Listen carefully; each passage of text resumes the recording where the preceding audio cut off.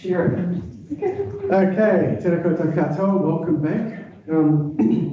This is the afternoon session. We've got Far North Holdings Limited. Mr. Sanson, you're going to be leading this presentation, correct? Okay, I'll hand it over to you.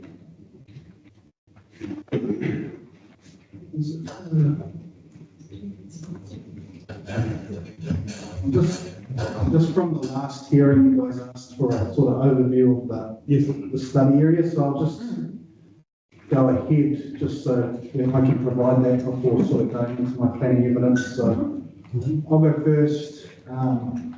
Catherine will then follow up from a landscape architecture perspective, and we've got Mr. John Ronick online providing the urban sort of design evidence. So I guess in the context of this hearing about the coastal environment, we're here to talk about Far North Holdings, the land holdings. You've got the Bay of Islands Marina, Ōmāpere Marina as it's known. We've got two land holdings to the west, which are known as the Ōmāpere Triangle and the Marine Business Park. And then to further along the west along the State Highway, you've got the Ōpāpere Commercial Estate. And so I guess in our wider submission on PDP, we talk about all of these land holdings working in unison to then create a world-class mixed-use Ōpāpere site. So I can't really go into that specifically because it's just how we're doing the hearings, but what the team has provided, I guess, is assessment of these sites from a visual perspective and from an urban design perspective, to give the panel, I guess, a wider appreciation of those aspects, but understanding that in the scope of our submission today, really talking back to height limits and gross floor area provisions within each respective area. And so the Ōpāpere Marina site itself now is all light industrial, and so you get those types of activities there now. Ōmāpere Triangle and Marine Business Park, they are zoned general coastal and I think rural production. And they're not yet fully developed, but they contain storage aspects, and they've always been in the back of mind to be developed in cooperation with the marina. And then you've got an Ōpāpere Commercial Estate, which has the ancillary activities, I guess, your boat storage, some more of your marine-related services, boat sales, etc., etc. So that's the context in which we're discussing the land holdings, the Far North Holdings land holdings today. And so I'll go first because I actually rely on a lot of the evidence of Catherine and John, and that's in terms of the proposed height limits. And just to, I guess, come back to the original submission, just to tease this out a bit, is we're proposing a mixed-use zone for all of those four sites, and as well for the Ōpāpere Marina, we're proposing a development area. Again, we can't really go into more detail about those today because we're not there, but just that's the context in which we have moved forward on, is that holding submission.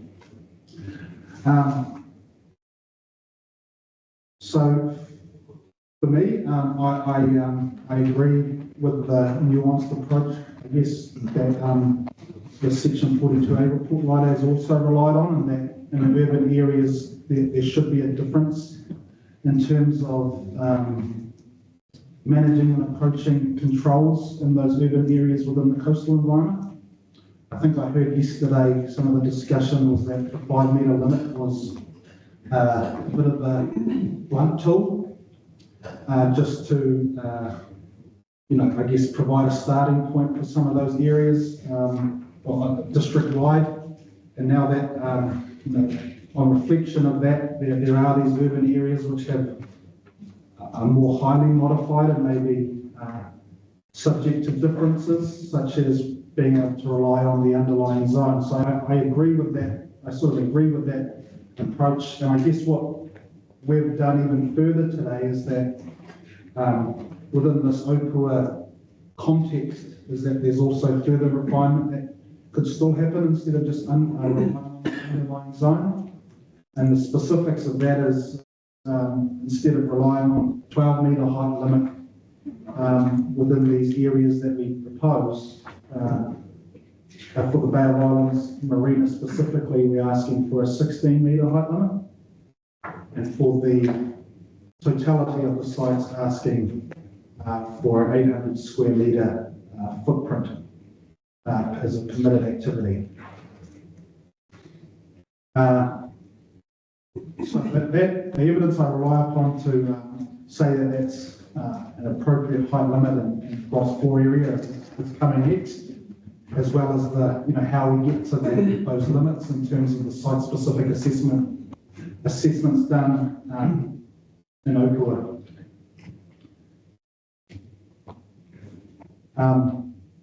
Within my primary evidence, I provide the wording I think is appropriate, which is an exemption type provision to allow for the Ōpāpere Marina development area, and then in those other sites, they're already captured by the recommended changes. So we're in agreement there. Yeah, that's the guts of my planning evidence, to be honest, is that I rely on two lovely colleagues about to come up, but I'm happy to answer any questions insofar as they relate to the coastal topics of submission. Yeah, okay, thanks. Well, perhaps we'll hear that expert evidence, and then we can come back and ask some specific questions related to how you raise that into the provision. There was a setback requirement as well, wasn't there, that you were seeking? The setback requirement we did in our original submission, but the officer's recommendation is to push it back to hearing 18. All right. And so we will come back to canvass that back at hearing 18, I think the correct hearing is. So, yeah. Is it all good stuff for me to finish? One more? Yes. Okay. Tēnā koutou, ko Catherine Hamilton Tukuanua, technical principal architect with WSP, and I'm based in Ōmāpere. I'm also a fellow of the New Zealand Institute of Landscape Architects, and I've been engaged by Far North Holdings to assess the natural character of the coastal environment and settlement of Ōpāpere, and as it relates to Far North Holdings land holdings, and in relation to the Far North Holdings Limited submission. Can I just ask that you have received my evidence and have us taken as read? Yes, we have. It is. Thank you. And also, I have just tabled a set of maps, particularly what of maps here that may come in handy as we proceed. So, go to the slide which was for land holdings. Thank you.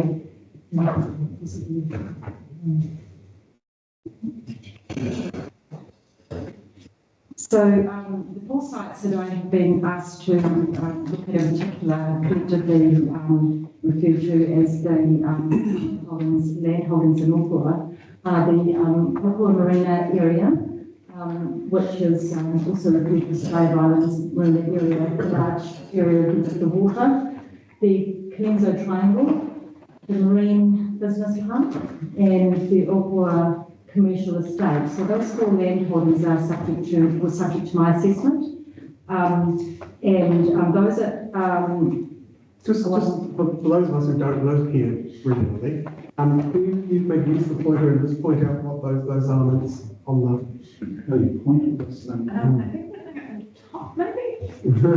There is a pointer there somewhere. You've seen it on the wall, I can't see it on the screen. Wall, So- but it doesn't. It comes down Come on the screen. Oh, it doesn't work on the screen. Well, Mr. Sands, actually, you could actually Stand up. wall it. Like a weatherman. Yeah. So what's the question? Basically, the various elements, the Cleanzo triangle, the rest. Sure, yeah, so you got the Ōmāpere Marina proper, you got your ferry services, you've got your associated terminals and shops up at this end. You've got massive amounts of moorings and berthing, so stage 2 happened in 2014 and it's been built out since then. You've got a whole range of marina and maritime related services and industries which come through here, as well as offices, cafes, and I guess related services such as laundromats, things like that to service the boats. You've got New Zealand Customs there. It is a port. It is a recognised port. From the last development, there is a cycle trail linking it up, and there is a esplanade walkway all along the claimed area.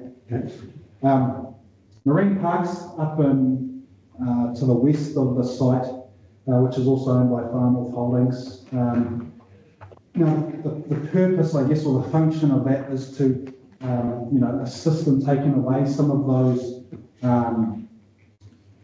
activities located in the Bowed Islands Marina to support a change, a stage change to the marina to something that's more mixed use and something we probably will want marinas to be, which is a bit more recreational, pedestrian and community friendly. So that's the purpose of that. For now, it's a farmed pasture land holding. Cleanzo Triangle is adjacent to it, and that's an annex of old railways types of uses, but there really is there for storage at this stage, but again will help in assisting the transition.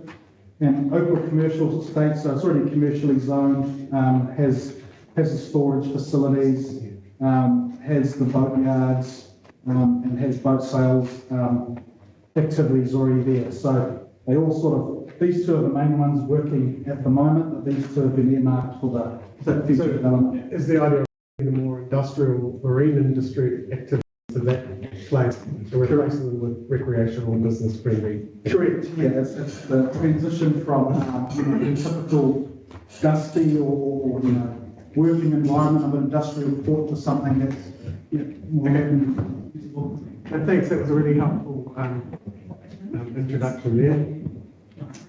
So back to your evidence.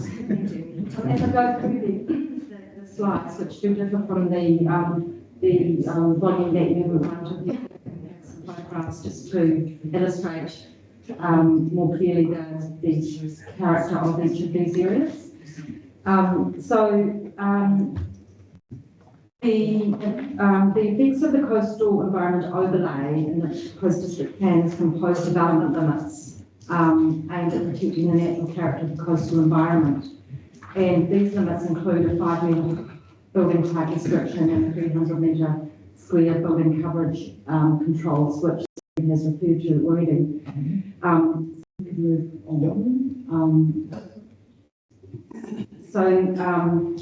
I'll just cut to the chase and say that in my opinion, the height limits and building coverage controls are difficult to justify in this setting based on protecting natural character. And this is because the coastal landscape of Ōpāpere has already been heavily modified and it's urban in character, and the natural character values have been lessened because of human incursions. I will go on to explain now how I've come to those conclusions. So the first image, then, just to do a bit of scene setting here, is a view across towards the car. So these are the images that are in this bundle? Yes, and I've been enlarged for the PowerPoint presentation just to help illustrate more clearly the landscape character of each of those 4 areas. So this photo here is really just showing the context for the Ōpāpere Marina area, and really what that's demonstrating is that there's a lot of activity, a lot of built development and human interventions at that water's edge, but also on the ridge. And so you can see within that view that if you look at the transect from the water up to the ridge, there's a lot of built development in and around the marina setting.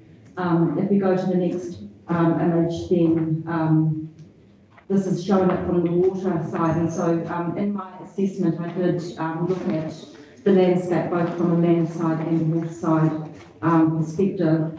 And in this image here, you can see it's coming up closer to the marina. Again, on the right, the residential settlement subdivision on the right with really large scale buildings and with a predominance of quite reflective colour, reflective white buildings.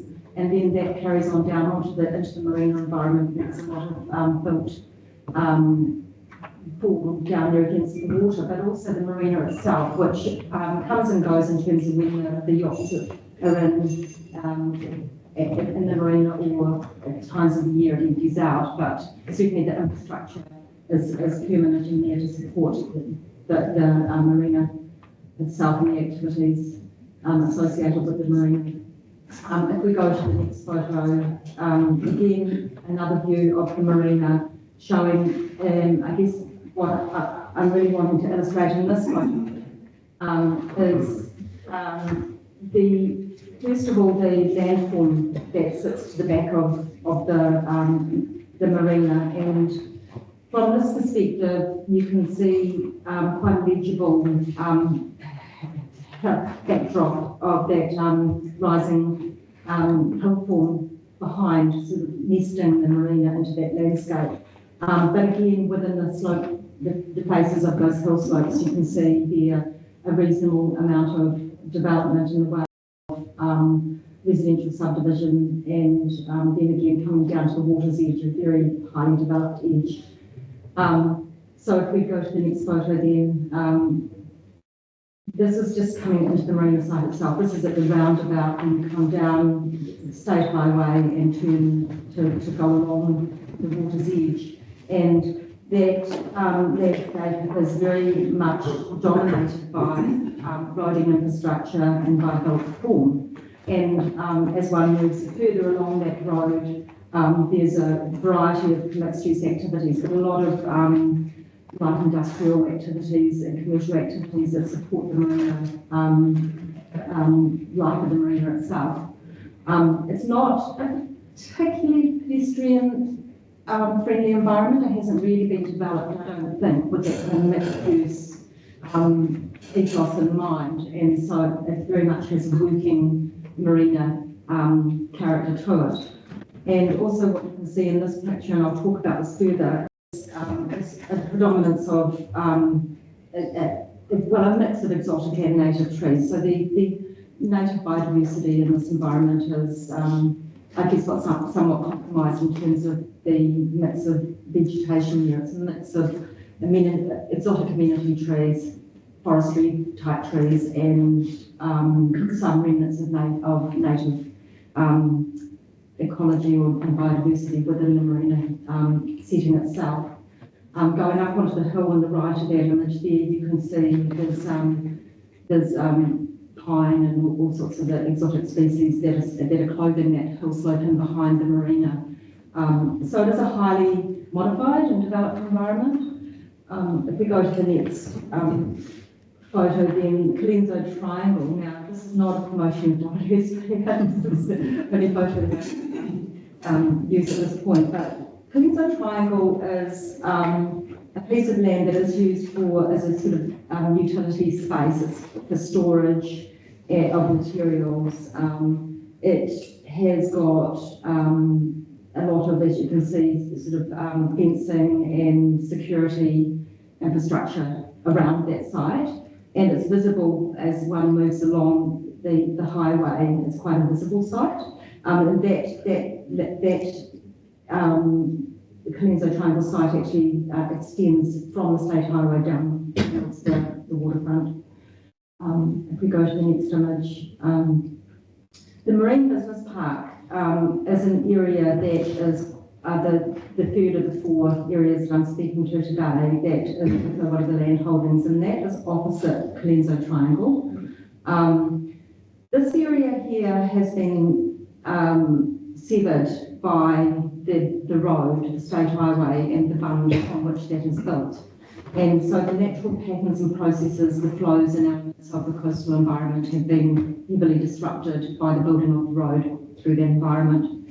And so it's very interesting looking at these photos. You can see that it's boggy.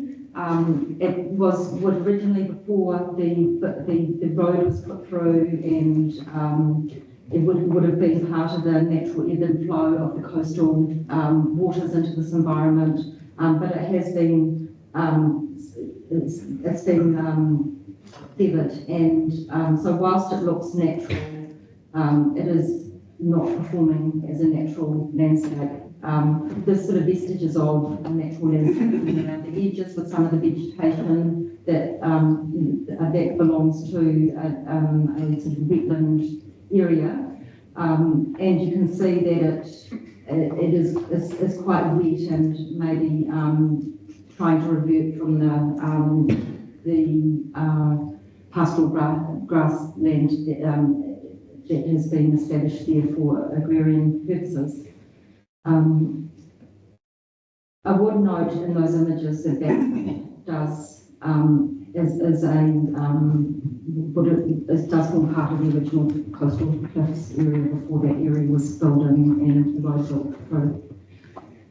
So then to the next image, this is also a commercial estate, and that is a highly developed site. There's a reasonable amount of vegetation in there, but again, it's a mix of native and exotic, predominantly exotic species in that area, and it is very much dominated by buildings. So those are the images that just give you a bit of a sense of what the four landholdings look like in terms of their natural character. If we can go to the next image. I then have put some context photos in here just to show kind of the wider view, whereby the landscape is a blue-green coastal edge landscape that's comprised of the water itself and the hills, the headlands, the beaches, and the hill slopes and ridge that rise up behind Ōpāpere. But within that, you can see that there is a reasonable dominance of built form within those photos. And then by contrast, in the next slide, this is what would be deemed to be more natural landscapes, whereby the human incursions are very limited. And those landscapes exist all around the Bay of Island. So within my assessment, I identified that Ōpāpere and the other settlements, Paehia, Russell and Waitangi, they're all areas where human-built form prevails and dominates. But they're set within a context of a landscape that has this kind of relief, if you like, of coastal edge that isn't highly built up. And so in looking at that wider Bay of Islands setting, there's this interplay between highly natural landscapes that have very few human interventions within them, and then these clusters of settlement that one would expect to find anywhere within our coastal environment, coastal edges around Aotearoa and New Zealand.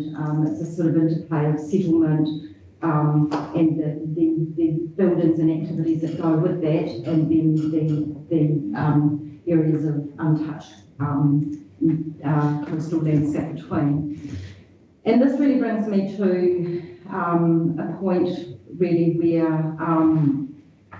the natural character of the coastal environment really exists on a spectrum, and so that from high to low, or you might say a sliding scale from high to low, encompasses these high natural character areas where the physical patterns, processes and elements of nature prevail, and these landscapes are highly expressive of those patterns and processes, and are dynamic landscapes, and are legible and easy to read.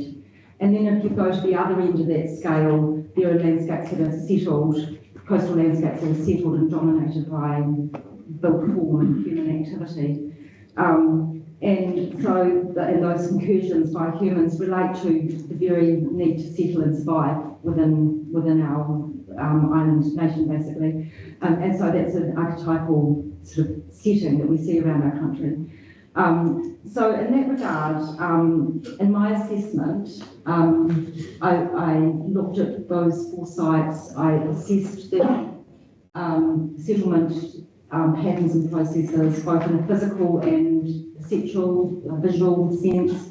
And I did that I took 10 viewpoints, which are included in the map series. I haven't included them all here, but you can see on this map where I assessed the landscape from both within the water, on the water, not within it, and on the land. So, sorry, which were the 4 images you said, where are they located? Where you did the assessment of those landscapes? Sorry. Yeah, where are those? Sorry.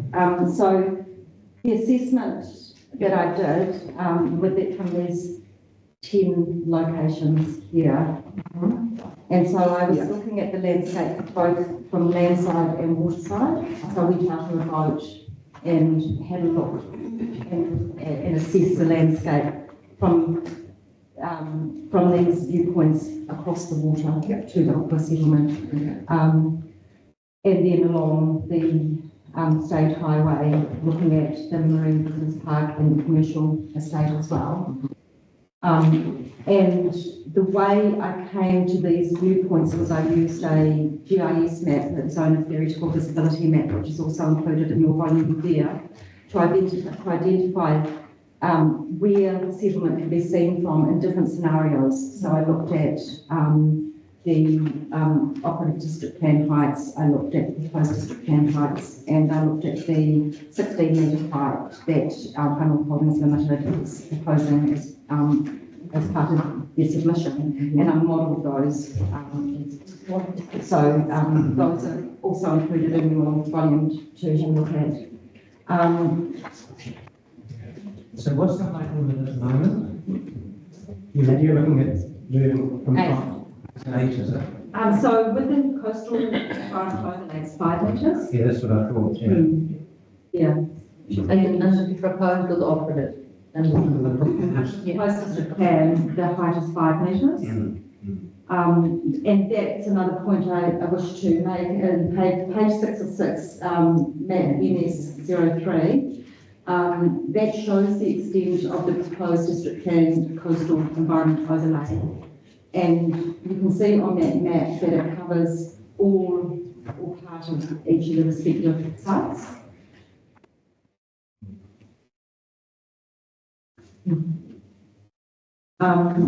And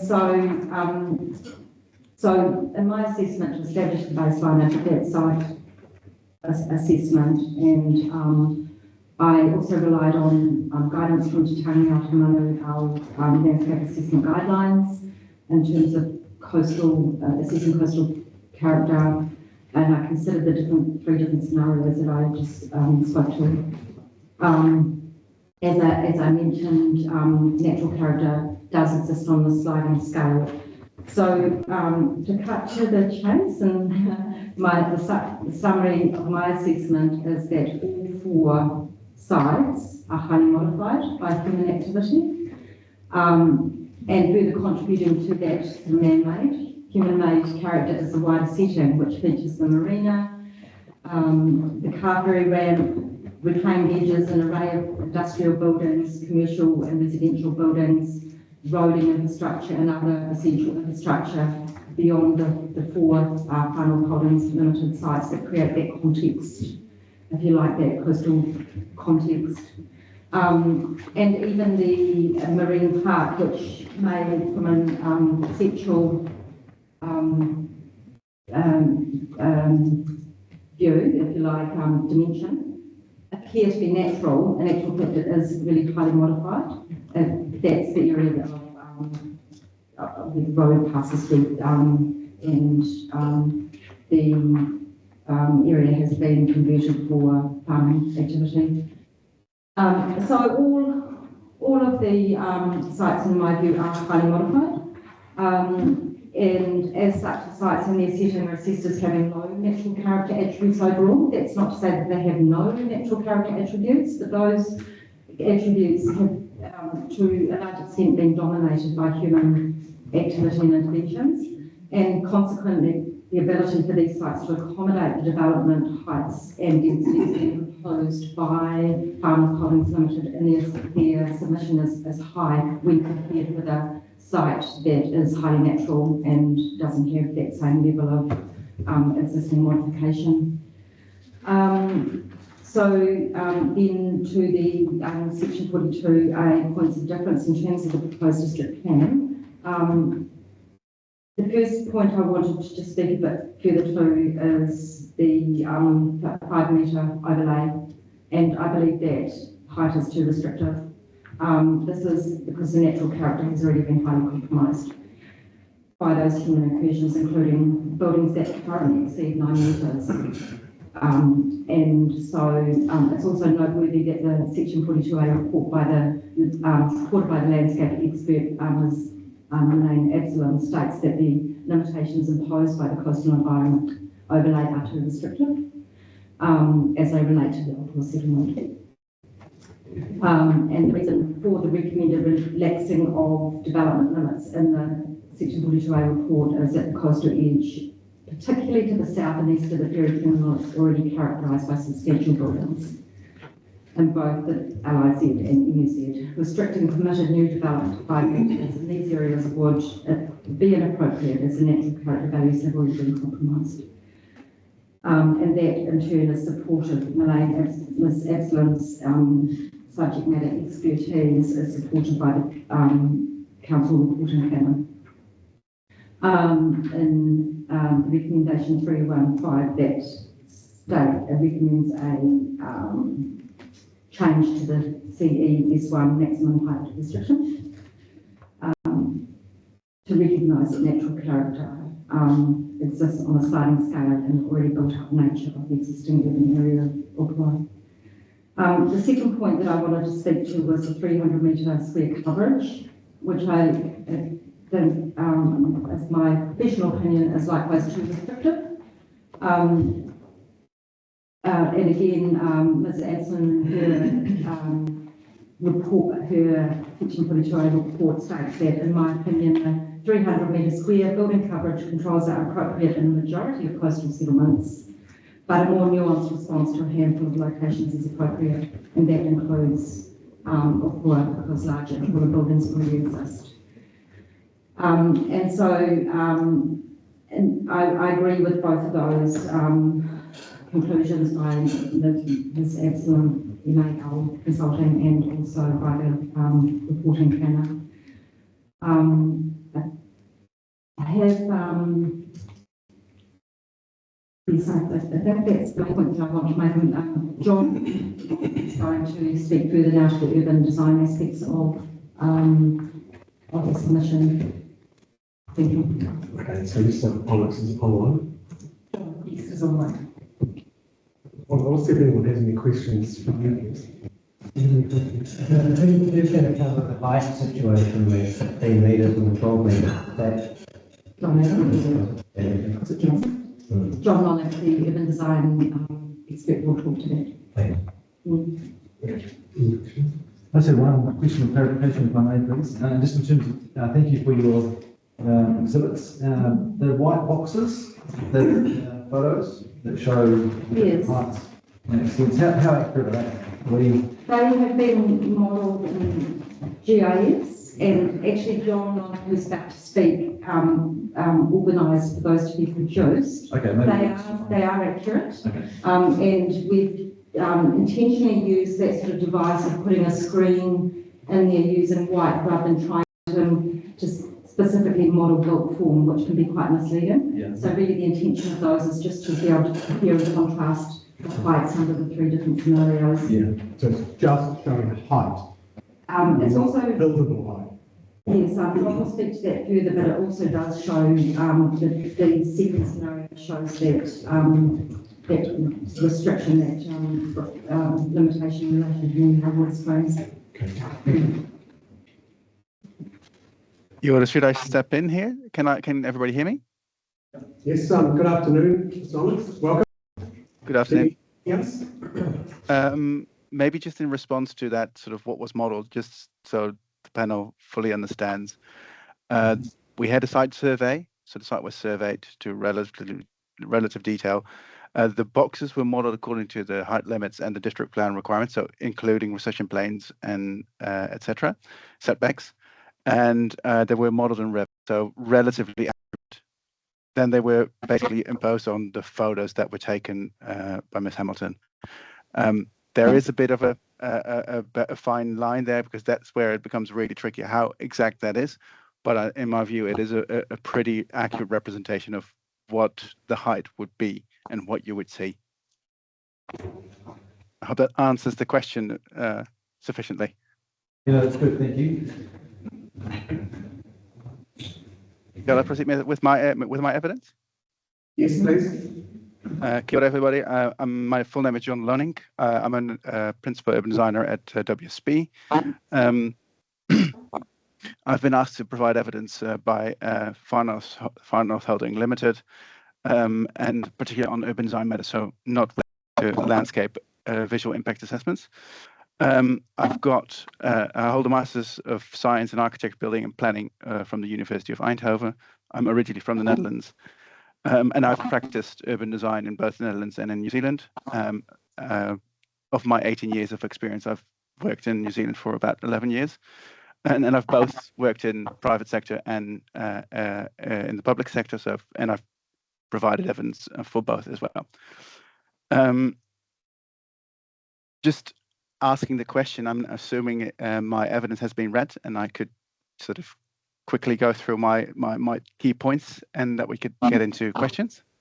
Yes, we've pre-read your evidence. Perhaps you could take us through some of your visual materials as well, and Yes. Height aspects. I think that would be particularly helpful. Yes, no, that's fine. So just a quick sort of summary of the context of Ōpāpua. I will not get into the detail that Ms. Hamilton went into.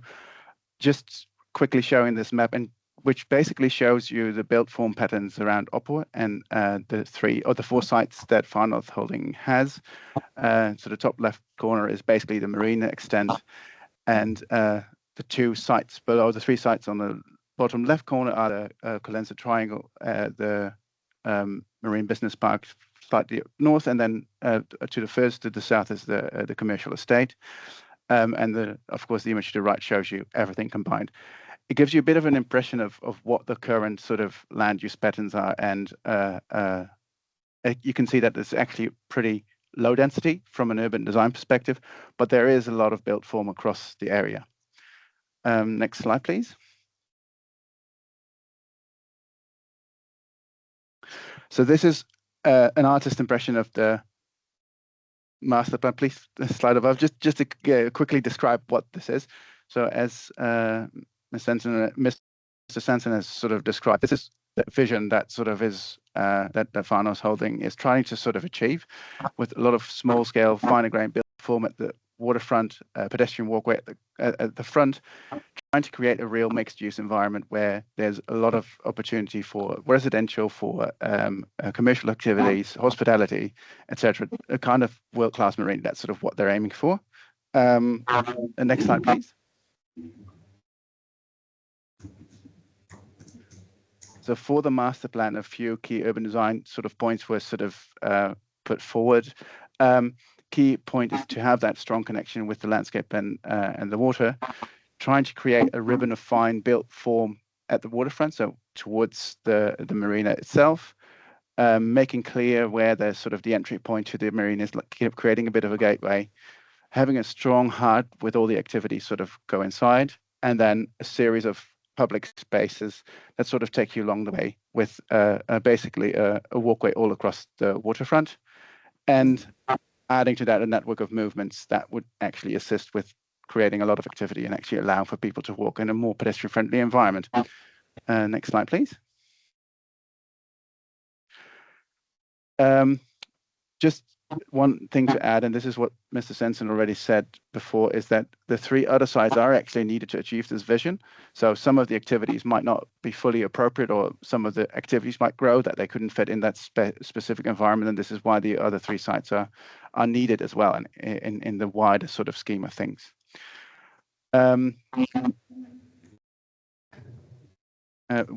Please, one slide up. The other way. Sorry.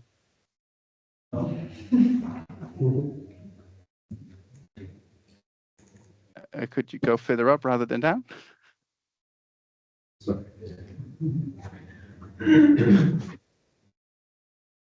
All right. Okay.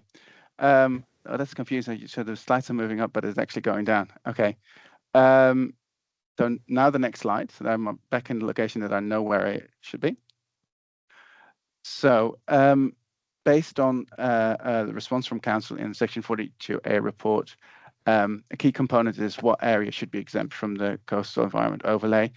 This map was actually was used to identify what should be exempt. My key point of evidence is that this is not nuanced enough in my view. It needs a little bit more refinement, or it needs more refinement. And the Ōpāpua settlement in general is quite a bit larger, and it's a lot more complex than this. In order to sort of try and understand that slightly better, these are basically a few GIS analysis maps that sort of identify how you could perceive the Ōpāpua settlement, how you could look at that from an urban design perspective. So the first thing that we've done is had a look at the actual patterns of buildings being scattered across the area, and you can clearly see that there is a wider range of buildings being sort of have been built across the spurs of the hills around Ōpāpua. Next slide, please.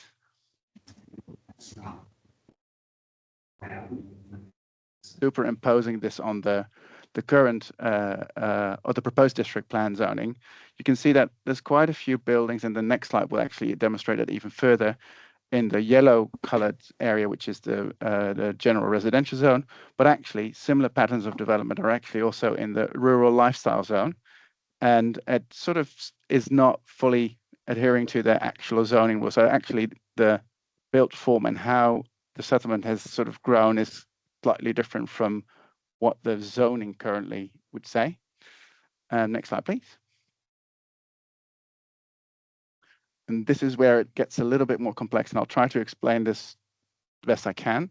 So what we've done here is basically we've done an analysis of lot sizes just to see what range of development the area has seen. So the larger the lot, the more rural it would be.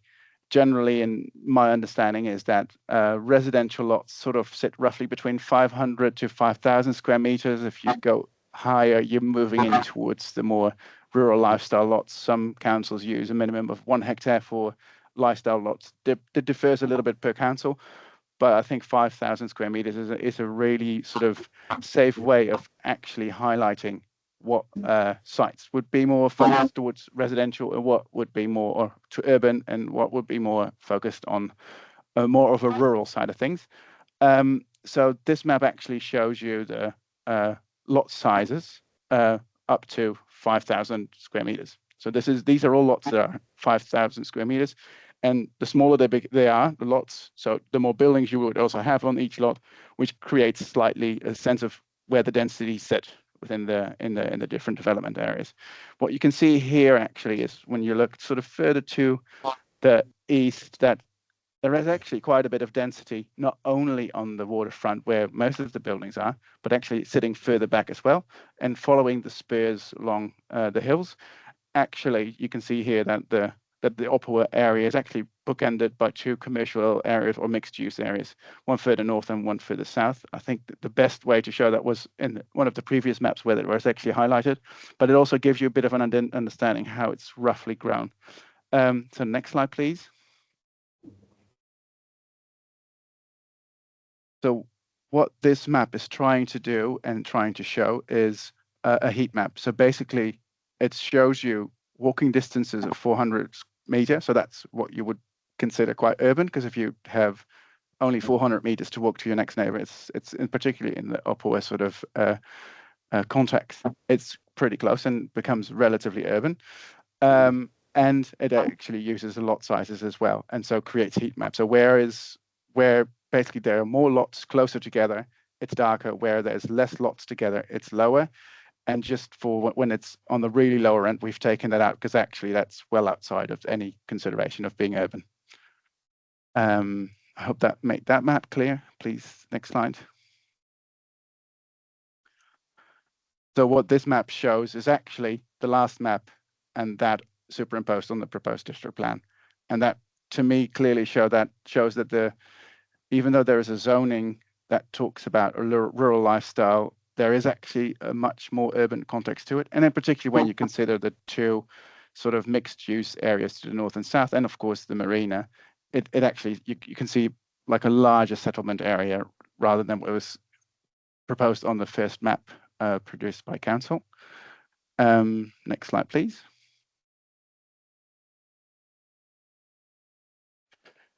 So the key point I wanted to make with those slides is actually, I think, Ōmāpere settlement is actually much larger than what was proposed on the map, and actually the 4 sites in ownership of Far North Holdings actually fit within a much wider area of the Ōmāpere settlement, and actually should be part of that exemption of the coastal environment overlay.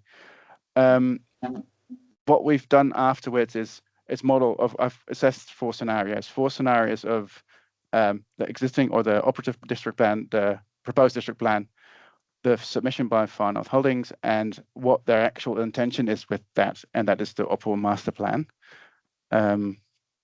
Next slide, please. I've really quickly summarized all the key differences. It just gives us a better understanding of what is actually currently possible from a height perspective and from sort of what impacts you could have.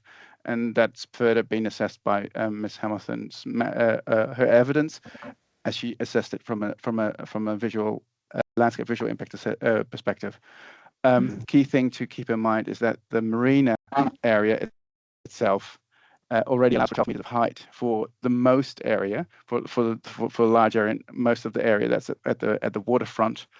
It allows for 10 meters in the commercial area that sits further back, and of course the smaller sort of finer grain land use activities. And I believe there's some residential in their land holding as well, which is 8 meters.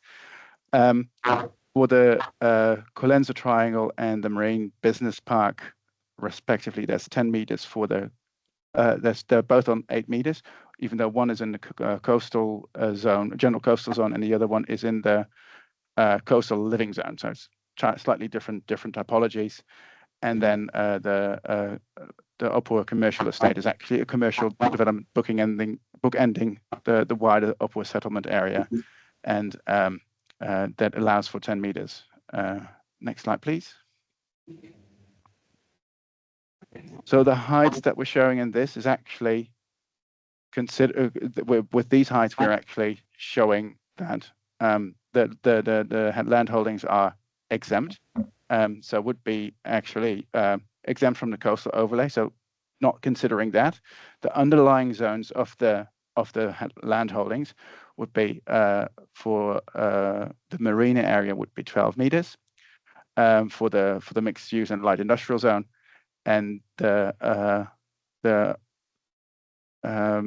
commercial estate and the Colenso Triangle. So that's the pink bit at the end, and the small triangle, of course, closer to the waterfront. They've got a height limit of 12 meters, and the Marine Business Park that sits sort of further at the back, the paddock, currently has an 8-meter height limit.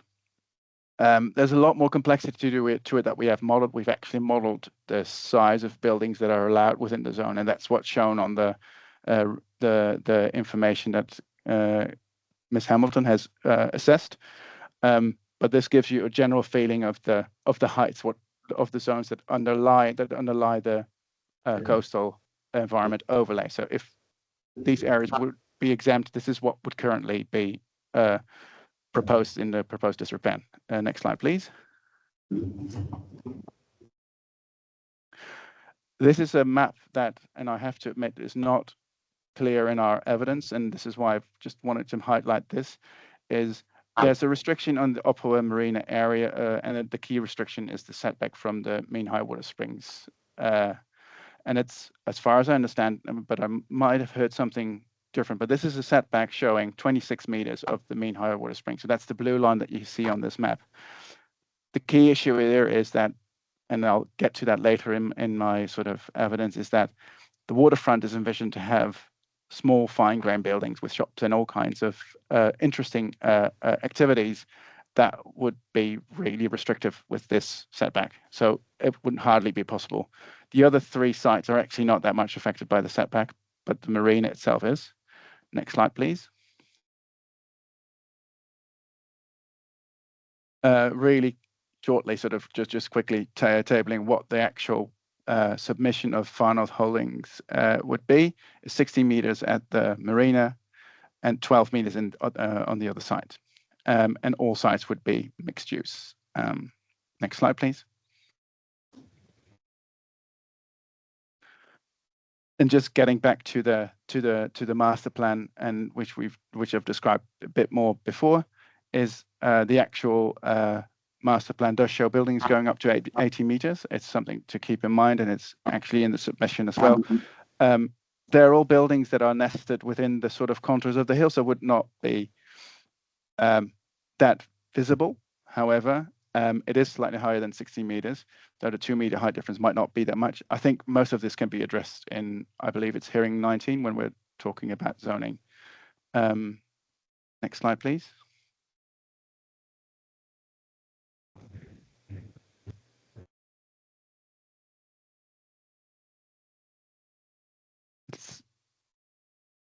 Is it only on my end that it's not moving? Oh, no, it's there. Sorry. So to summarize my assessment and recommendations, currently the current zoning of the operative district plan allows for quite a lot of development in the marina area already. Large buildings can be built right up to the waterfront.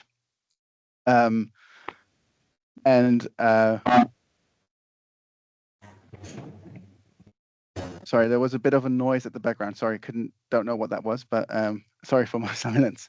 The proposed district plan puts quite a lot of restriction on the development of the marina. At the moment, when considering the marina being exempt from the coastal environment overlay, the key restricting factor would still be the setback from the mean high water springs, as I addressed before. A mixed-use environment in the marina, from an urban design perspective, would be a really good solution. You provide a lot of different activities, a lot of different land uses that actually, and adding residential to that creates another sense of safety and another layer of a vibrant environment. However, that is not for this hearing. I understand that, and it should be addressed further in hearing 19. Similar for the other sites, having a mixed-use zoning for those sites would actually also assist with that. So it would allow for a larger variety of activities to happen, and you could consider all kinds of different activities, like live-work kind of units that would actually create another layer of safety for these areas. Key thing to keep in mind, although I'm supportive of the height limit proposed by Far North Holdings in their submission, I do think through hearing 19 zoning, further a refinement of the built form is important and is needed. This can be done through various ways. It can be done through design guidelines. It could be done through more refined built form standards. The key thing to keep in mind is that you want to achieve that, like Far North Holdings are trying to achieve a master plan that creates a really vibrant, interesting outcome with sort of a good sense of human scale. In order to achieve that, there needs to be some form of restriction to ensure that development happens according to the master plan. And similar for the other sites, even though the height limits there, in my view, are appropriate, I do think there is a need for some refinement, in particular to ensure that even though the landscape, as Ms. Hamilton said before, is not outstanding or very natural, it's still something to keep in mind and need to be that there are ways to ensure that it's cognizant of that surrounding environment. That's my summary of my evidence. Any questions? Thank you. I'll just see if the other panel members have some questions. Yeah. You visited the site, obviously. Have you visited the site? Unfortunately, I was not able to visit the site, and I've relied on Catherine Hamilton for that. That's the key issue from me being based in Christchurch. I was planning to come over and actually visit the site before the hearing, but that was not possible at the moment. So the actual assessment of the built form is a GIS assessment, so it's very much desktop analysis. The 16-metre height limit that you seek by way of the submission, why is the necessity to go to 16 metres? I mean, 16 metres is quite high in my experience, and I don't know that that's necessarily compatible with that unit area. The 60 meters is very much related to apartment style of development. So as soon as you go, if you don't go over a certain height with apartments, particularly in areas like this, it becomes unfeasible. It becomes too expensive to build. Foundations are becoming too expensive to actually allow for apartment living. So 60 meters allows for about 6 stories. Well, that's 80 meters, but 5 to 6 stories. And that sort of becomes viable to have lifts and etc. in buildings. I guess the question that comes out of that is, what's the magic about 16 metres? Does it actually relate to the need to accommodate apartment style living, or does it relate to the landscape? That is a very good question. It's not my expertise to say, does that fit within the landscape? I can talk to the urban design aspects of it. And again, 60 meters is quite large if you do not get proper built form controls. So I would agree that 60 meters needs to be refined with modulation and further urban design sort of controls on it. That's what would be my advice. Thanks, yeah. Sure, thank you, Catherine and John and Steve.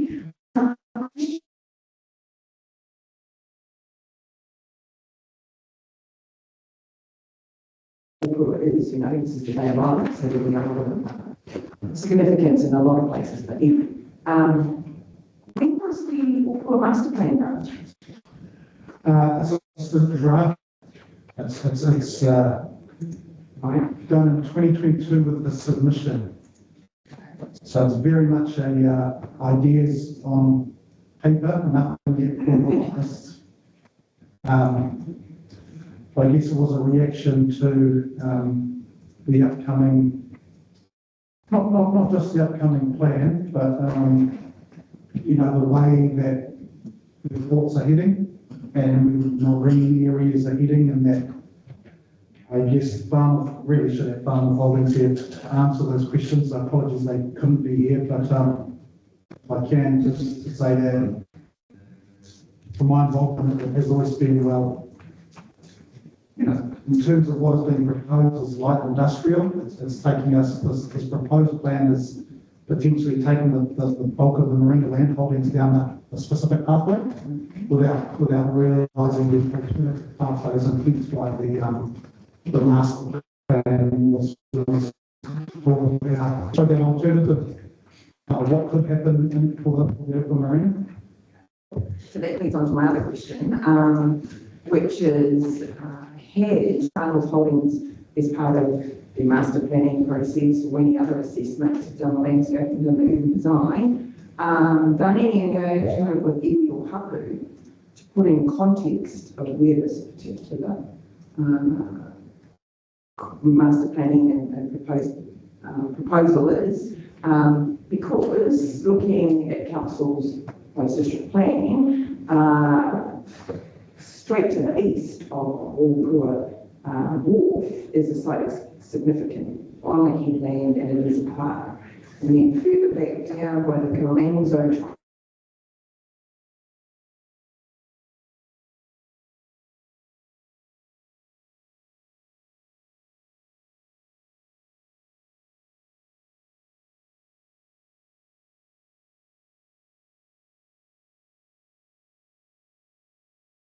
engagement? To my understanding, not specifically on this.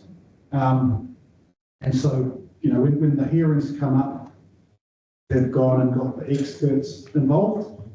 And so I understand, you know, when we come to the big hearing 18, when we're talking about the rezoning and the, I guess, more substantive matters outside of heights and cross-floor area, is that when we'll come with that additional wider context as well, when it's appropriate to talk about the whole. I guess we're isolating it topic by topic, but I think at that hearing 18, with what we've seen from some of the reporting recommendations, is that let's park some of that stuff so we can deal with it all that magical hearing, hearing 18, I guess, Just mindful of the cultural context that you're sitting in, and the unfortunate thing would be to engage even at the late end.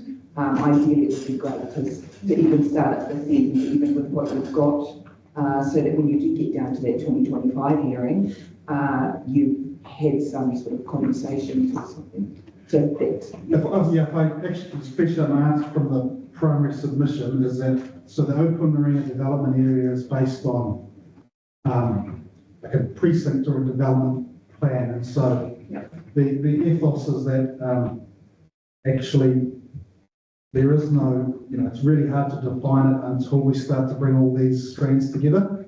And so you'll have a management plan for ecology and cultural sites and recreation and urban design and built form. So it's sort of premised off, leading off those leading studies and documents. Yeah. Sometimes you can get some good insight from even people in the vicinity, in particular, to be a part of those conversations. But no, that's great. Thank you for the question. Just a quick one. Maybe, I don't know who it's directed at, but you can choose who answers. But it seems to me that the Marine Business Park, the Colenso Triangle, and the commercial estate are quite separate from the marina development area, but you almost assess them as a kind of collective. Is there any kind of, you know, physically and visually, are they kind of separate? And do they need separate kind of responses? So if I can just answer from a landscape point of view, each of the sites were assessed in their own right. Okay. I guess the overall conclusion that I reached in terms of the level of natural character applies collectively across all of those sites and assessed them each individually. And then the height question, it's the same across all of them? Yes, so the question around the encumbrance of the 5 metre coastal environment overlay does also apply across the 4 sites. So, but yes, I agree that they each have different characteristics, and that so from a lot of built form down at the marina area to the marine park, which is effectively a wet paddock. Low lying, isn't it? Low lying. And has been severed from those natural patterns processes of the coastal environment. But nonetheless, in terms of that 5 metre restriction of the coastal environment overlay, I did consider each of the sites in their own right and came to the conclusion that that was too restrictive in terms of the existing coastal character. Okay, thank you. Yeah, thanks. First question directed to you, Mr. Sanson. So when you were describing the land holdings and their purpose, I think what you were saying is that you want to move some of the more marine industry and marine commercial activities that are incompatible with mixed use to the low-lying site, the triangle. Yeah. But are you seeking a mixed use zoning there? Yeah, because that doesn't, it sort of doesn't follow. I mean, because industrial activities can't be undertaken in the mixed use zone, can they? The mixed use zone is about residential and certain types of businesses cohabitating, and the same shared amenity outcomes, or not incompatible outcomes.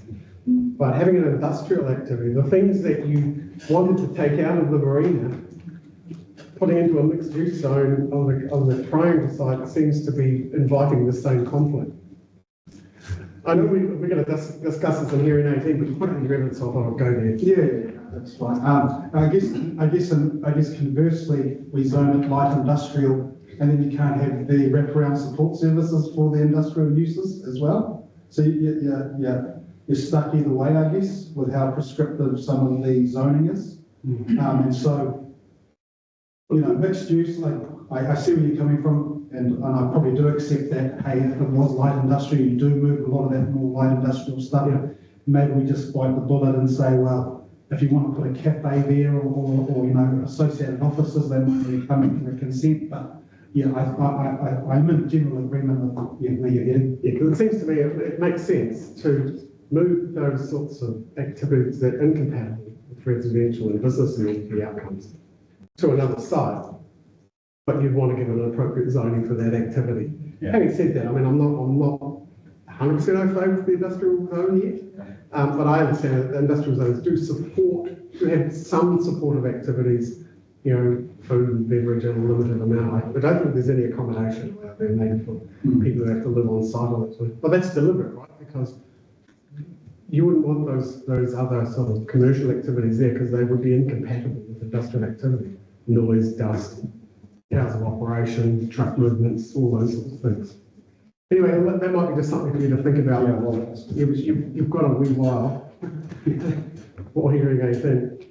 And so, Mr. Lonick, can you still hear me? Yes. Yeah, so the 16 metre height limit, in a similar vein to Commissioner Watson's questions, 16 metres, as you said, was 4 to 5 stories high. I understand your argument about there is a certain fixed cost with apartments that justify 4, 5, even 6 stories before you start breaking even. That has to be balanced against the landscape component. When you did your urban design analysis, did you look at like 3-story walk-ups? I know that 3-story apartment buildings don't need elevators. You can actually expect people to walk up 3 floors. 4 floors might be a bit of a push. Certainly 3 floors is considered walkable. So I was wondering whether you assessed the good form and outcome, and particularly even commercial outcomes of a 3-story height, which would be somewhere around about a level of 12 metres, or 12 metres probably. Yeah, so 3 to 4 stories would be around the 12, depending on if you've got commercial ground floor, which is usually a bit higher. I agree. So if you would go the other end and say, actually, we're not going to that height, we're not going to increase the amount of residential that we want in this area, then you would go for walk-ups, and that's true. You could go up to 3 stories, which is usually the top end that you would go. 4 stories gets a bit high for most people, and generally, I think you might I need to double check that, but from a building consent perspective, you might need to have a lift after 4 stories. Anyway, it's true. You can do that. Also agree with the fact that it needs to fit in with the landscape, but there's multiple ways to do that, and which is also addressed in Ms. Hamilton's evidence, is that it is visual appearance that is the key factor of dominating. Yes, height does have a significant effect, but you can break that down substantially with choosing the right materials, choosing the right colors, modulating a building, getting enough articulation, having enough windows, sort of breaking up, having recessed windows to get slightly more shadow lines. There's a lot of design aspects you can use to get a building fitting in with its sort of landscape environment. I do believe that 60 meter, but we'll need to double check this, but I don't believe that 60 meters actually goes above the hills. So it stays underneath that sort of threshold. But again, it is feasible. So it needs to be regulated with built form standards, in my view. Okay, no, thank you. Well, again, that's something maybe to think about when we see you down the track at hearing 18. Okay, any other questions? I don't think we have any further questions. Anything you want to say in conclusion, Mr. Simpson? No. Okay, well, in that case, thank you very much for a very comprehensive presentation. You've obviously put a lot of work into it. So thank you very much. Thank you. I'm not going to say anything about the timetable because I need to get it wrong. I'm going to say the next submitter is Mr. Sanson, you're staying put. Yeah, I am. Tapue Tahi? Yeah. That pronounced okay? Yeah. Tapua Tahi Corporation by Toto Developments and IDF Developments Limited. And you're handling this one entirely on your own, Mr. I'm a Sanson? Lone Ranger, yep. Lone Ranger. Oh, boy, that's going to stick. Yeah, that's.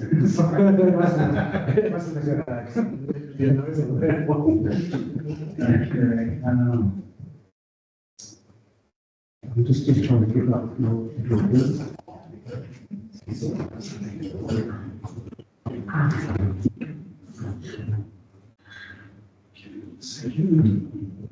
So your evidence covers all three of these submissions? They do. Yes, okay. And it's just the one planning statement of evidence? That's correct, yeah, yeah. So, yeah, are you guys ready?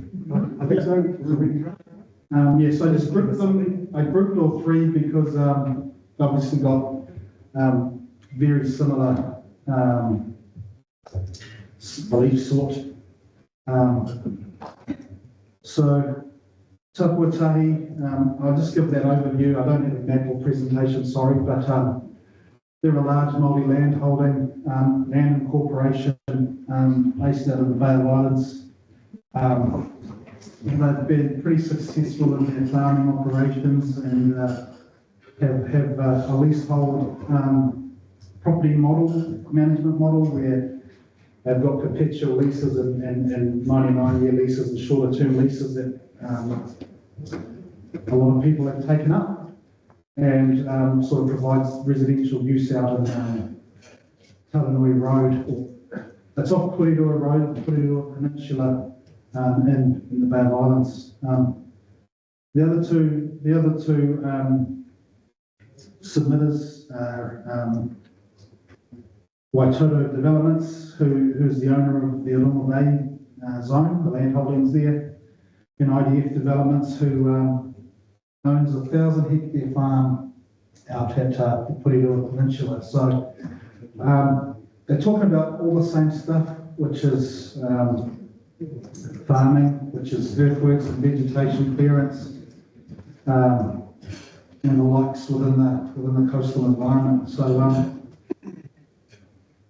for Tapua Tahi, I guess they're multi-land. They've been zoned multi-purpose zone, and the recommended changes to some of the policies within the coastal environment seeks to uses the term enable, and I think that's quite specific language and quite specific wording. And when I translate that into my planning mind, like when someone's telling me to enable something, it means to do it. And so my evidence on those specific rules that drop out of the Coastal Environment Policy P7 is that rules should be either permitted or controlled on that basis. And so when I reflect back on the recommended changes, that doesn't seem to have come out. And now, I do acknowledge in the last submission that council has provided a nuanced response for urban areas, and I think in my primary submission there's 1% of land within urban areas, so it's sort of like we've catered to 1% of multi-land, and everywhere else, which is 99% of multi-land in rural areas and coastal areas. Well, tough luck, you're going to need a consent every time you put in a building, and at that it's at the level where council can say no to. And so I guess what my primary evidence is saying in relation to Tapua Tahi for that is that, hang on a minute,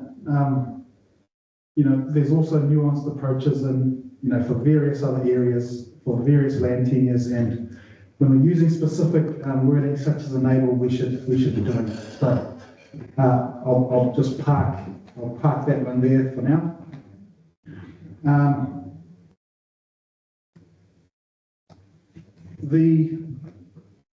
And I'm doing it as my primary, so I'll be jumping between things, so it might be a little confusing, so I apologise for that, but that's just how I've written it. The next that I want to talk about is the Ōmāpere zone, and so again, specific zone. It's been around since the last district plan. It's the area where all of Russell's and that peninsula's commercial and industrial uses go to establish, because there was no fit for purpose area. It is within the coastal environment. What the submitter seeks is for them to be exempt from specific rules within the coastal environment, and really that's because there's a specific rule within the Ōmāpere zone, Rule 14. It's a development plan rule, so before any activity is done, before any application, subdivision or use, council requires a comprehensive development plan to be submitted containing a series of information. Some of that information includes, for example, landscape plan, repair and restoration plan to achieve visual amenity and repair and restoration rules for the zone, details of all requirements for earthworks, including the management of runoff during construction, requirements for any vegetation clearance, and some of the specific assessment criteria asks how it gives effect to the New Zealand Coastal Policy Statement, links back to the objectives and policies generally to the coastal environment, and the degree to which the proposal restores and enhances the natural character of the coastal environment. So, to me, it's already being done. There's already a rule for it, asking for it whenever there's a use, and it seems duplicitous, I guess, to also get cleaned in the coastal environment section. And that applies similarly for the colours and materials rule in the coastal environment as well. All those rules should sort of be deleted in terms of the Ōmāpere zone, because that type of information is already requested. In terms of IDF development, they really wanted to, safeguard farming. And when I reflect on the provision for farming, Rule R4, and there appears to be agreement with what we're trying to achieve is that the provision should relate to new farming only. So within my primary evidence, I just give some recommended wording there to show that it should be clear that we're talking about new farming activities, not existing farming activities. And lastly, talking about earthworks and indigenous vegetation clearance on behalf of Taputahi and IDF. And again, you've got for Coastal Environment Policy 6, it talks about enabling farming. And similarly, I've talked about Policy 7, which is about enabling land use and development on Māori land. So again, if we're using that quite technical language or precise language, then we should follow through with enabling that. And from, again, in my mind, in planning speak, that should be a permitted or a controlled activity. Again, I provide some recommended wording for some of those rules so that it meets that enabling recommendation that we all seem, council side and submitter side seem to be in agreement with. That's all. Got me? Okay, thank you. Just in terms of getting these locations, the locations of these three areas in my mind. The first area is just north of Kerikeri. Can I take over this, okay, or can I get next on this? Or? Yeah, why don't I give you I know we know where Aurora Bay is, that's like south of Russell. Just basically at the intersection of Hawkes Road and Russell Bay Road. And I think we're oriented well there. I think you're saying TT is like sort of northwest of Kerikeri. But I'm not really sure where that last one. Yeah.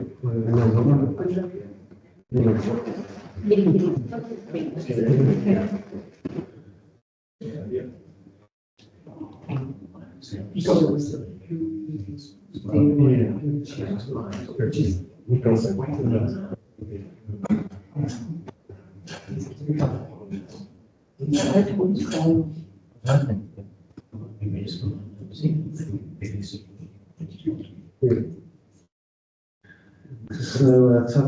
Beach, so, you've got, so this is all Māori land. They've got about 30 or 40 dwellings from memory, that are located along this private access road. What's the road? Sorry. The road? Taranui Road.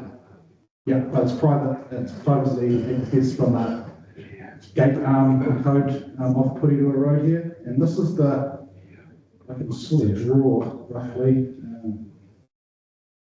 This is like a wider farm area. Very roughly.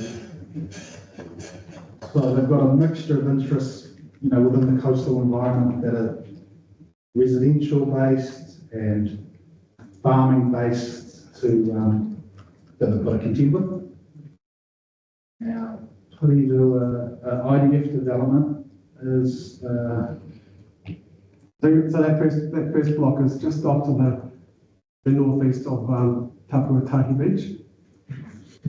Yep, it is Ōmāpere Beach. It's there, okay. Yep, got that one. And we know where the bay is, so just, yes, just the last, that last land holding, here, okay, I'm not really sure where that is. Yeah, that's okay. It is, I'm going to measure it up here. It's roughly sort of this one. Okay, so near a settlement? Can you zoom in on it? Close Yeah. to a road or Yeah, it's just Puritua Road. How do you spell P-U-R-E-I. P-U-R-E-R-E-I. What I'll do is I can give you a, Okay. I can give the panel a title map for maybe both. So That's it's a right. lot easier. It's not so much the title map that we were at, it's just really the locality we were struggling with, so now I've got that. Okay, so it's off to the east of Ōmāpere Beach. Good, no, I understand that. Well, yeah, it's quite a remote location, isn't it? Yeah. Okay, no, thanks very much. I haven't got any further questions for you. This is whether the officers wanted to make any comments on the specifics of what was sought by the submitter. It's an opportunity if you wanted to. Nothing specific, so at the moment. Could you just remind us where you landed on the merits of the relief they sought? So I think one's relating to building height, right? We submitted on, vegetation clearance and earthworks, farming, the setback provision. And I think we got, denied on most of them. I just seem to recall from the reading that you weren't too far apart, that's why the question, but I don't think we are. I think the farming is more a matter of interpretation around intent and just clarifying whether that use is existing. Yeah. I think for the model purpose zone stuff, like model purpose zone is obviously divided up into urban and rural. And we kind of kept, well, actually, model purpose urban wasn't even the urban zone. When we made it distinction in the coastal environment rule, we put model purpose urban into urban. Now, I guess what you're saying is that we can capture most of my land, right? So I guess it's a question around being more enabling buildings outside in the coastal environment. We probably need some landscape advice on, so it's pretty well based on advice from these. But I don't think we're too far apart on the stuff that seems to be more potential exemptions and stuff that that probably responds to it. And obviously, when you write a reply and you reply later on, you'll write to that as well. we'll address all these points. I just had a question about what legally established farming was, but I think that the recommendations from the report writer that we heard earlier in earlier submissions was that they recommending to remove that rule. I just wanted clarity about that. Because otherwise, I'll ask the question just in case the report I can't remember of. What does legally established farming mean? Good question. I guess what we're trying to clarify is that the rules that are coming in now weren't intended to capture rules that were already existing.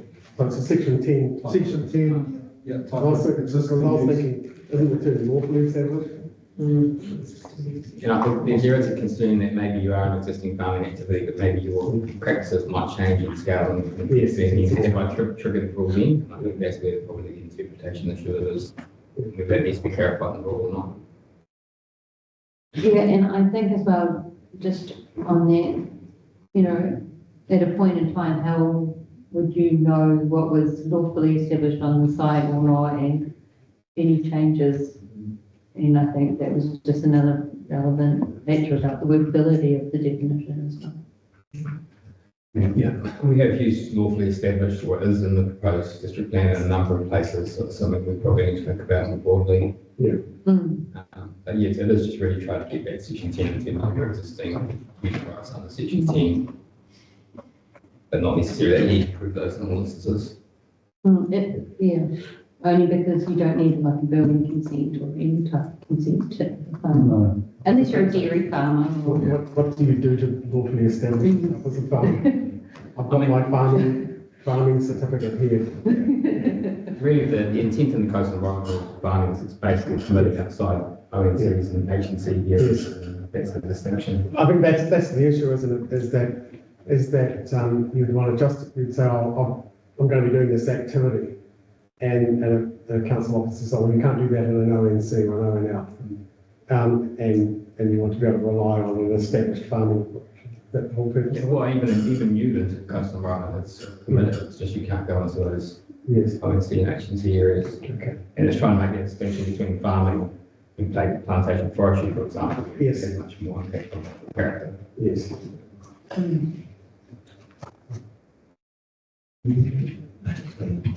Okay, well, thank you very much. It's been quite a day for you, Mr. Sampson. Thank you. So thank you very much for your attendance, all your submitters. I think your business card is probably worn out as well. He's next. He likes to talk about quarries. Thank you. Yes. That was it,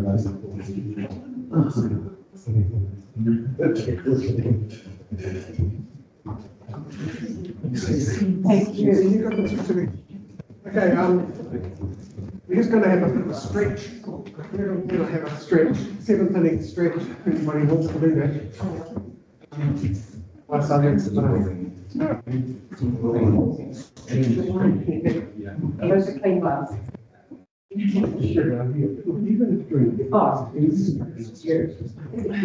I need to listen.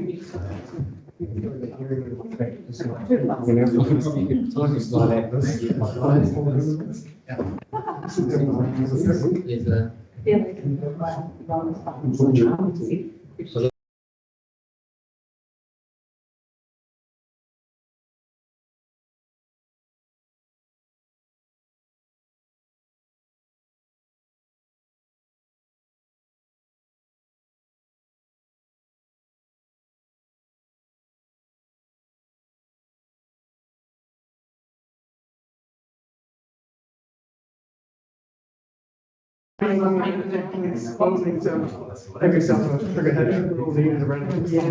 You got something. Oh, yeah, we've got lots of. He's keeping them to himself though. Did you have any handouts for us? I do, but I'll hand them out as I go through it. Okay, excellent. AK can help you though. AK can help you with any I know. handouts. Looks bad. I haven't done the song too. Okay, yeah, I'll talk to you. So I'm going to do you. I'm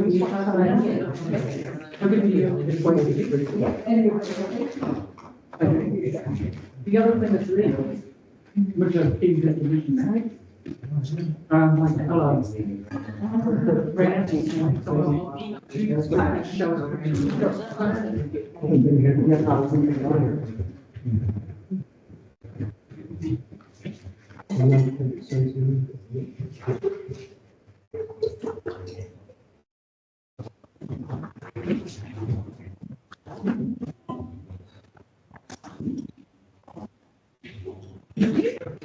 So good afternoon, Mr. Excel, you represent the Bay of Islands watchdogs. Yes, And so you're the watchdog talking about cats.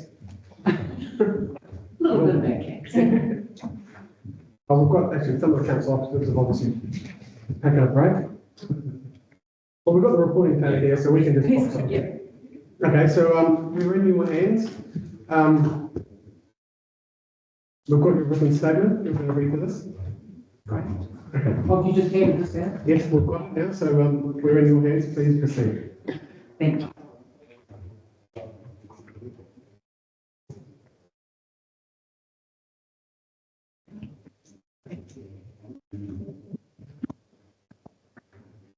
Tēnā koutou katoa. I'm Leonie Exel, I'm the volunteer coordinator of the Bay of Islands Watchdogs, which is about 1,800 dog owners, mostly up here in Northland, some from Auckland, and other areas. And I'm here to talk today about some specific points about the IB, particularly about IBP9. So we're sort of jumping around from what you've been listening to just before. Many of our members are not just dog lovers, but they're involved in conservation as well.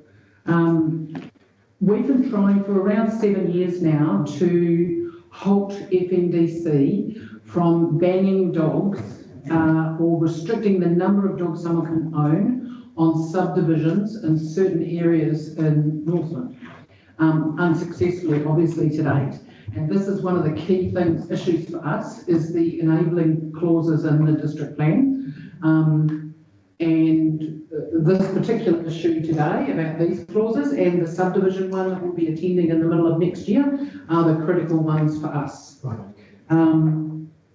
The wording in this chapter, and particularly IBP9, opens the door for the dog bans that we're trying to stop. So we're very keen to see some changes to it. Can I just ask, who here, could just put your hands, who here owns a dog? We've got 1, 2, 3, okay, thanks. Who here has owned a dog? Oh, that's added one, okay, thanks. Okay, so there's really 4 areas, and talking today, I know you must be overdone with paper, but there's 4 things that I'm really going to talk to you. The first is the definition of pests in IBP7 and IBP10, and it's been recommended that it be tied to NRC definitions. The choice to expand wildlife protections from threatened to at risk and Kiwi present to Kiwi high density.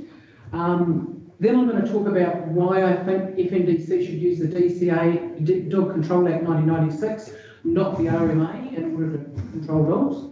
And finally, I'm going to talk about how the current policy and its wording is unenforceable, unnecessary, unevaluated, and has serious social, economic and cultural disadvantages that haven't been considered. In 15 minutes, I hope, if I just push that. Okay, so let's start with a pest, and what's a pest? And it's quite, the definition of a pest is quite important in terms of dogs and particularly important in terms of cats. What the Section 42A report said was that we should go with the definition of pets as per NRC, which NRC document? One NRC document and not the other. Because there is one NRC definition of pest which refers to some domestic dogs and cats. There is also inconsistency in this chapter of the definition of pest. The word pest has been used twice, and then pets and pests in IBP9. So I think that the inconsistency from our point of view is that we need the word pets to be deleted there. I should say, sorry, just in terms of the summary, we would recommend that IBP9 be deleted entirely, if not deleted entirely, amended as per the red on the front of the page that we've got. If not amended as per that wording, that it, whatever the planning process term is for lie on the table, don't make a decision yet, to lie on the table until the subdivision hearings have been held. You know, we'll hold back on it because they are so intimately involved with this question. So sorry, back to pest. Okay, so one of the things that I wondered, we're not suggesting alternative wording in particular. If you wanted to be consistent, you could define that a pest is a feral dog and a feral cat without hurting too many people. NRC currently defines a pest as cats and dogs, nothing about dogs, but that there are feral and stray cats. Stray cat starts to get into a bit of a grey area about whether a cat is dumped, a colony cat or a community looked after cat, or just some poor cat that someone's thrown out the window. So, FNDC, just in the context of this, be careful about tying your heart and definition to NRC when their definitions vary within their own documents. Also, we have found as dog people that NRC is not particularly dog friendly. For example, on their website, they recommend that landlords have a no pets clause in order to protect kiwi. They recommend that workers don't bring their dogs onto a website, and we've also had to complain to them about misrepresentation in photographs of dead kiwi where they say they're all killed by dogs when they're not, they're killed by dogs and run over. So that's just saying be careful of the pest definition in the section. Okay, the second key issue is the threat levels. FNDC's planned area where dog bans and the restriction of the number of dogs may occur is expanding at the same time as kiwi are thriving. That's counterintuitive. Our concern about this is that it may be the thin end of a wedge, and I should also add that this would not be a concern to us but for this policy of FNDC's.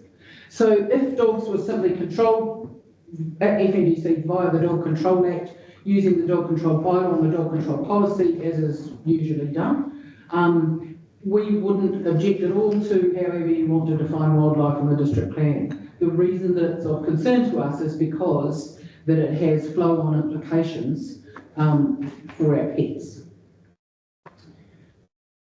Okay, so in terms of kiwi and the need for any policy in this nature, the kiwi we talked about is the North Island brown kiwi. I'm sure that you had discussions on this from Forest and Bird and some others, but the North Island brown kiwi has now been downgraded from at risk and declining to no longer threatened, and that was in 2021. There's 25,000 North Island brown kiwi across the North Island, and the numbers have increased in Northland itself to 8,600 that we've got up here. So they also predict that the North Island brown kiwi, including up here, in Northland will increase by greater than 10% over the next 3 years, and they expect to have 12,300 by 2030. So kiwis are doing well, in other words. Despite all the troubles that a kiwi has surviving, they're doing pretty well up north. Now, the doc map. My printer this morning, doing things at the last minute, ran out of colour cartridges. But I wanted just to, if I can just pass this around. This is I don't know if anyone's seen this before, the kiwi density map in our area. So a purpley area is high density kiwi, and the yellowy area is kiwi present. And the door that is opened in these clauses, and particularly in IBP9, the door that's opened is to allow FNDC on a resource consent to say to someone wanting to subdivide in any of those areas, plus buffer zones around those areas, plus corridors between those areas, is to allow them to put restrictions on dog owners. The point of that, showing you that map is, it's a huge amount of Northland. So it's most of Northland already, and that's only the 2020, you might have 2020 or 21 map. So it will be bigger and bigger over time. So whose map is this? Where's this map from? Oh, the map comes from the documents used by FNDC in banning dogs, which is, there's two documents that on top of these clauses in the DP, FNDC uses this document, which is the practice note for significant indigenous flora and fauna, which is all how we ban and restrict dogs and cats. And they are supported in that by a document written by DocBOI, I think, which includes that map, and that map consistently keeps coming from Doc with updates. And those are the documents that are used following the DP to put these restrictions on dog owners effectively and on properties around dogs. So it shows you this is not a small issue. This is a massive issue. So it's the whole of Northland. The other thing, so if you're talking about expanding the threats from threatened to at risk and from Kiwi high density dog bans to Kiwi present, that's really problematic for us when you have a look at that map. And the other thing to note is that the definition of what Kiwi high density is has also grown over the last few years. It used to be that you needed to have, on the listening stations for Kiwi, you had to hear 7 calls an hour to have it known as high density. Now it's dropped to 5. In addition, instead of saying in those listening, after those listening stations, instead of saying, okay, there's no Kiwi in a certain location, that's now called data deficient, because maybe there are Kiwi that they didn't grow when you were there in the listening station. So really what we're saying with the threat levels is, this is not, it feels like the thin end of the wedge, but there is evidence to show that that has happened in the past, where these definitions and the areas which of coverage get bigger and bigger. Okay.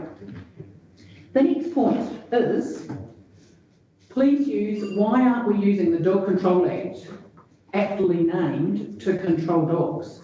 Why are we using the RMA to do so? Other councils don't do so. I've recently contacted Waikato District Council because they're having Kiwi introduced, and I wanted to find out whether this was going to have implications for people down there. No, they don't. You have bans on dogs and cats on subdivisions of any sort. And they too are using the Dog Control Act, their dog management bylaw and their dog management policy to control dogs. The Section 42A report talks about higher order documents and how we got to this to this draft or new draft of the set chapter using those higher order documents. There's nothing in those that suggests that dogs or cats should be banned or their numbers restricted for an owner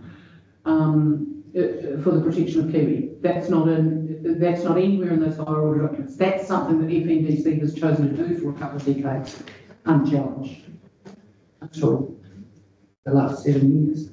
Okay, so the objects of the Dog Control Act are, and I've put them in there. If I can just read these bits of it out. The objects of this Act are to make better provision for the care and control of dogs, blah, blah, blah. Point 4, by imposing on owners of dogs obligations designed to ensure that dogs do not injure, endanger or cause distress to any stock, poultry, domestic animal or protected wildlife. So, again, boldly in the objects of the Dog Control Act, there's your protection of wildlife. In contrast, the purpose and principles of the RMA, the purpose of this Act is to promote the sustainable management of natural and physical resources.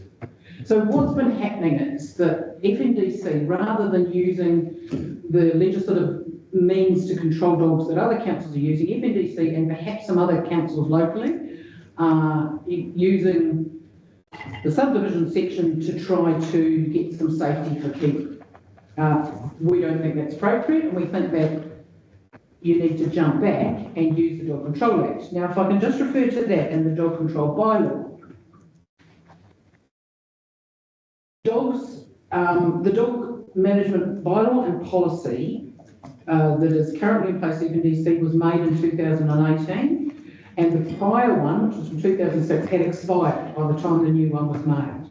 So that new one that was made in 2018 and passed in early 2019 needs to be reviewed by the end of 2025 in order not to lapse. We have consistently said this to FNDC, and FNDC has come back and said, no, that's not true. Well, the previous manager of the legal department came back and said, no, it's not true. Then we crowdfunded a lawyer who said, yes, that is true, and this is for 5 years because the last one's expired. You know, bylaws, you got 5 years or 10 years, depending on whether it's the first or the second one. Sorry, I don't know. It's you guys all know that. So Anyway. what is it in the Dog Control Act that controls dogs then? You know, what can the NDC rely on to control dogs in the Control Act? The Dog Control Act provides provides the dog control officers with a whole lot of legislative powers to go to someone's property, to chase a dog, to impound their dog, to euthanise their dog, or deal with their dog as they see fit, to de-sex a dog, or demand that a dog be de-sexed, to classify it as dangerous or menacing, force an owner to be probationary. Huge numbers of, you know, it's a full act. How does that protect Kiwi then? How does that protect? Oh, okay. So if you have someone, that's a good question. And that links to one of these other sections that I was going to talk about, which is to say that dogs, the issue of a dog and a Kiwi, the issue between dogs and Kiwi is not about Tiddles, who's on a leash and being walked regularly by a responsible dog owner, kept at home, not let wander. The issue for Kiwi and dogs is basically wandering dogs, lost dogs, dumped dogs and feral dogs. So all those types of dogs, particularly those, the lost and wandering ones, can be dealt with easily under the Dog Control Act. Easily. You need to have effective animal control and an effective animal control department in order to control dog population in a region. There are, people can be jailed under the Dog Control Act and the Animal Welfare Act. So there's a lot of powers there for a council using that act. And the dog control, the dog management bylaw and the dog management policy comes from that act. And they can be quite strong too. For example, you can recommend de-sexing or numbers of dogs be restricted and so on. Those things can form a part of a bylaw. We like the idea of things coming through the bylaw because there's a formal consultation process and we've got a chance to have a say. Whereas with the DP, we've been stuck with this until this process now. So that's why we think that it should, or one of the reasons why we think it should be there. Also, it's self-evident that the Dog Control Act is to control dogs and the Resource Management Control Act is for the purposes stated. Can I just ask a question? Well, it seems to me though what you're saying, that there'd have to be a problem with a dog relative to a Kiwi before the Dog Control Act come into action. I mean, you don't. No, The Dog Control Act. Anticipate a problem. You've got to have a problem before the Dog Control Act comes into play. I mean, you can go out to Russell and say, hey, there's dogs and Kiwis out here, so we're gonna limit the dog use at Russell because of that. The Dog Control Act would only come into play if there was a problem. So yes, if there's no problem. If there's no. That's the dog ranger.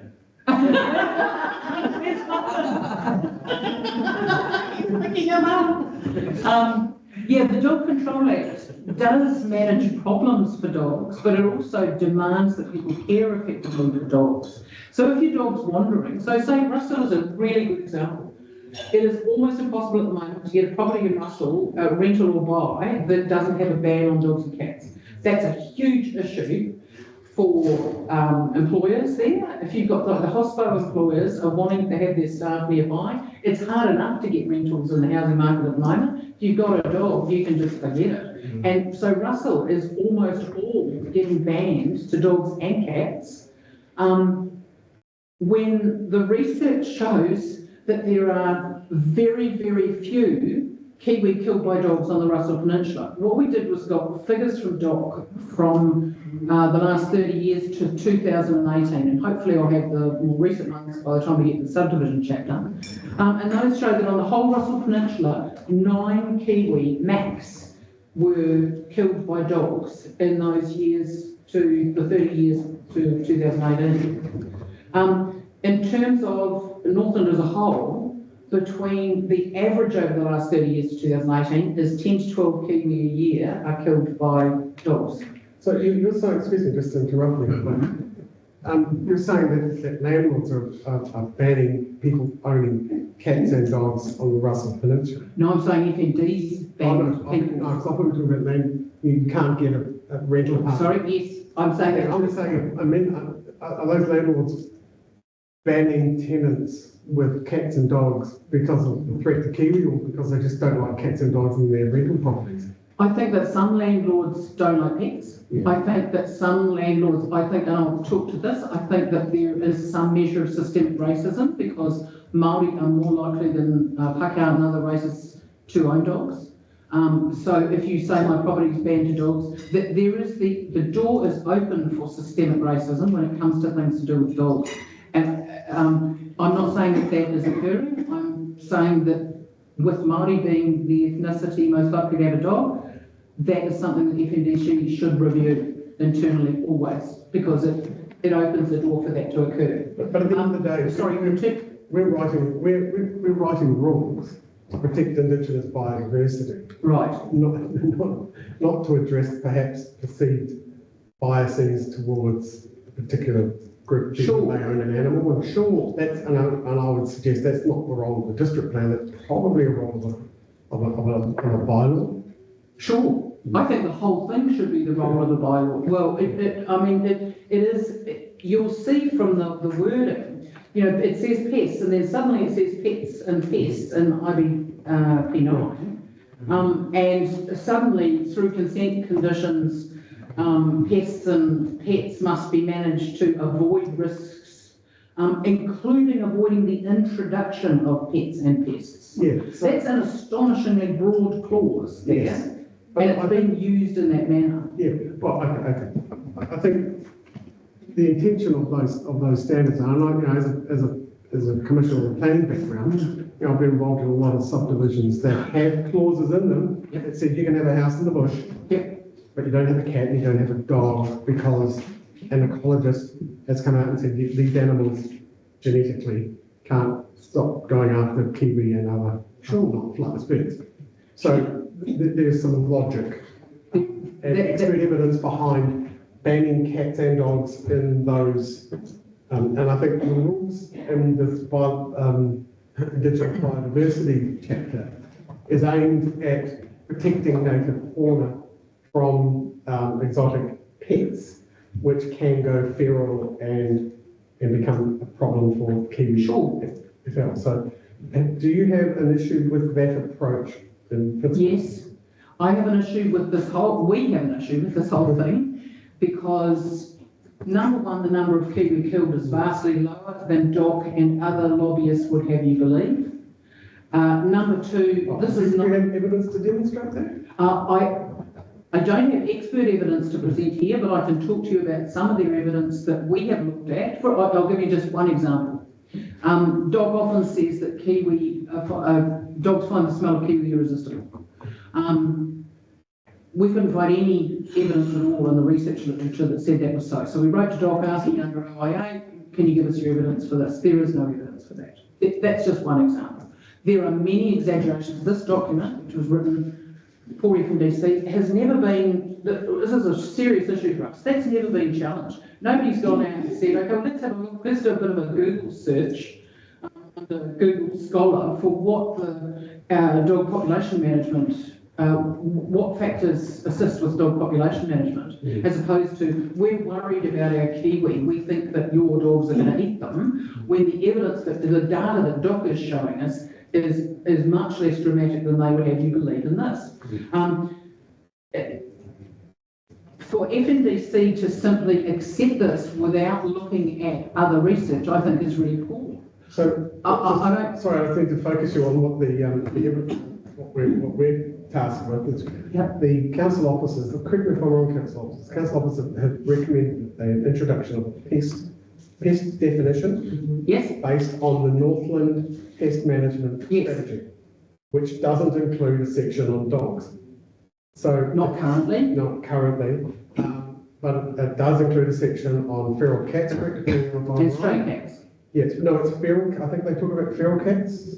The pest management and marine bylaw of 2016 online, it's feral and stray cats.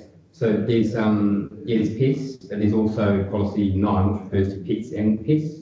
That's kind of a key policy. But well, so it seems to me that, I mean, I'm not an expert on the Northland pest management plan, but I have looked at it. Yeah. It seems to me that, it's more, it's certainly angled at feral cats. But as you say, it has a catch-all for pets. Yeah. Wouldn't that be where the Dog Control Act and its associated bylaws come in?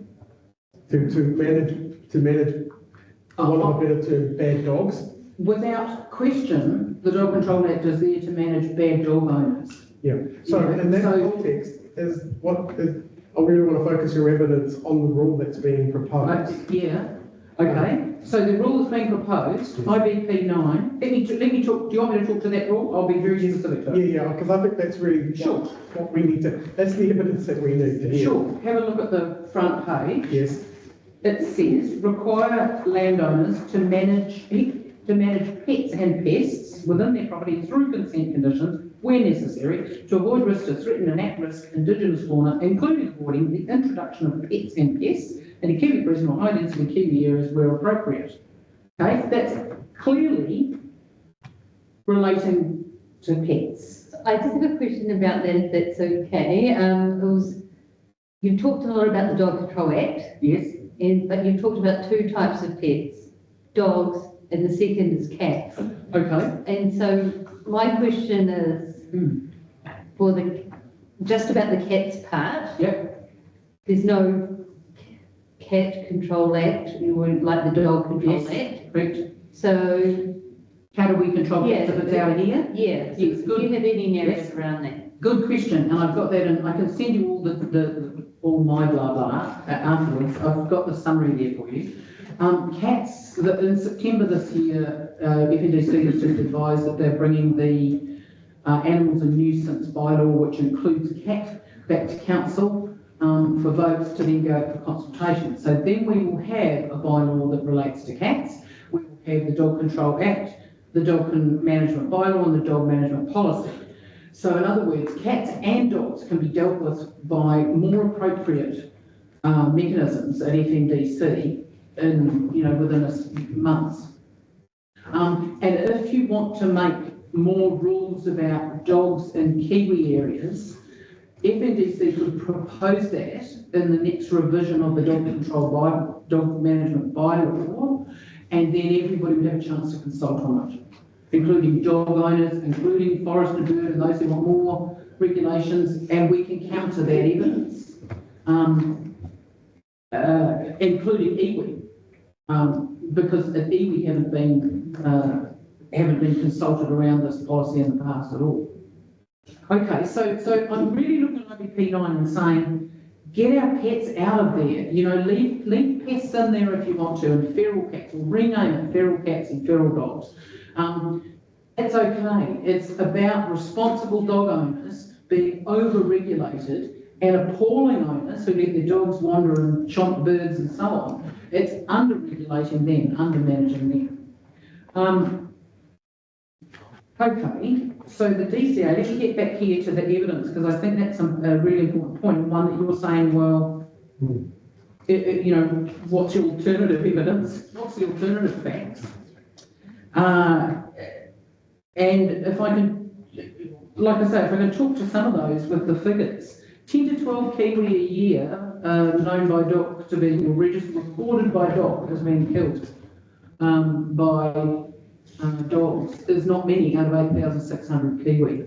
Now, sometimes you'll hear from some environmental groups that they think that there are far more and that they might be deep in the bush. A feral dog might have eaten a Kiwi and you wouldn't know about it, and that people are more likely to report having run over a Kiwi in their car. Anecdotally, I do not believe that to be true. They are saying that anecdotally also. When I talk to dog owners who tend to admit to me, say, kiwi that they killed that they didn't mean to, I know of 2 that were killed on the Russell Peninsula by cars that were never reported, and I know of 1 that was killed that was caught in a trap accidentally. So the risk to kiwi by dogs is persistently overblown by DOC and other people who strongly lobby and work with council, and council has not considered, for example, if you look at the Section 32 report and the sort of thing that goes into a great report, the economic impact of this is huge. Half the population in Northland, half the households have dogs. So if you have a property that has no dogs and no cats on it, and more people have cats than have dogs, if you have all our land banned to those pets, you've made property developers and landlords suffer a significant loss of market with this policy. And I think that hasn't been assessed, nor has it been assessed the implications, like I say, for Māori, who are the ethnic group most likely to own dogs. I don't believe there's been any legal consultation around this when it started, and there certainly hasn't been in the last 7 years that I've been looking at it.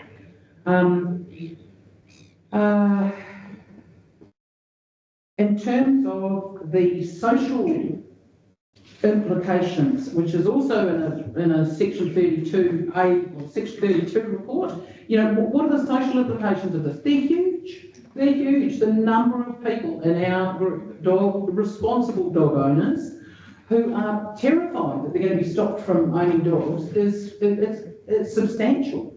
You'll see all the time on Facebook at the moment people asking for, please rehome my dog. I've got to move into an area where dogs are banned. That happens a lot down in Whangarei along the coast. And it happens heaps up here, particularly in Kirikiri and in those areas. And of course, Russell is another major area. Oakville is another one.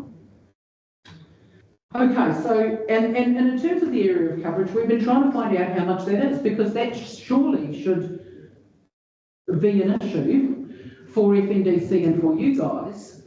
We were told in 2018, in 6 to 8 months by the manager of planning back then, or whatever it was, that we would have those figures and that FNDC was collecting those figures. And then in every lookwooma since, we've been told that those figures are not being collected and it's too onerous to find them. So we then owe our DOC to find out how much land is really is becoming banned to dogs and cats. They sent us back information on a 3-month period, 2021, January to March. Just one of those 19 applications they received in that period was for 168 acres of sections. So it's not small. That's a lot of the district. If you leave the schools as it is, a lot of the district will end up banned to dog and cats, because that's what FNDC is doing with that particular clause. Okay. So the other thing that is also mentioned in the Section 32 reports is what are the alternatives and what are the pros and cons of the alternatives. Here are some alternatives to the clause IBP9. Microchipping dogs, which gets them home quicker. De-sexing dogs, which reduces wandering and escaping. De-sexing bitches in particular, to reduce unwanted dogs, which means you reduce the number of dump puppies, which are ones that then end up wandering.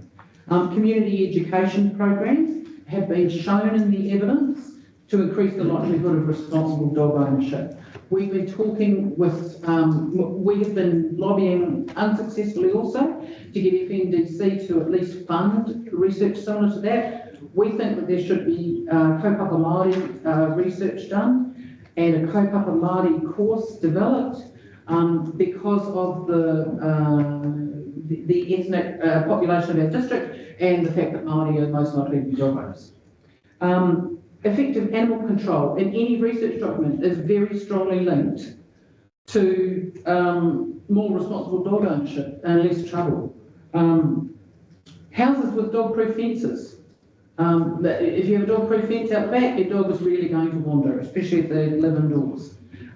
Discounts on dog rego, this happens in Auckland. If you want really cheap dog rego, you do an online responsible dog owner course. Now, it's a bit half there, but it's not a bad idea. Kiwi specialists recommend that pet dogs be kept inside between dusk and dawn and not walked in certain places between dusk. Sure, go for it. All these things, these are all fine for responsible dog owners. Cats living indoors with catios is another option. Cats obviously microchipping and de-sexing. Cats being on a leash. Cats only being allowed as indoor cats in some areas. The recent research that I've read on cats shows that when you play with them for 10 minutes with hunting games, that will reduce predation on birds, and also keep it well fed, reduces predation on birds.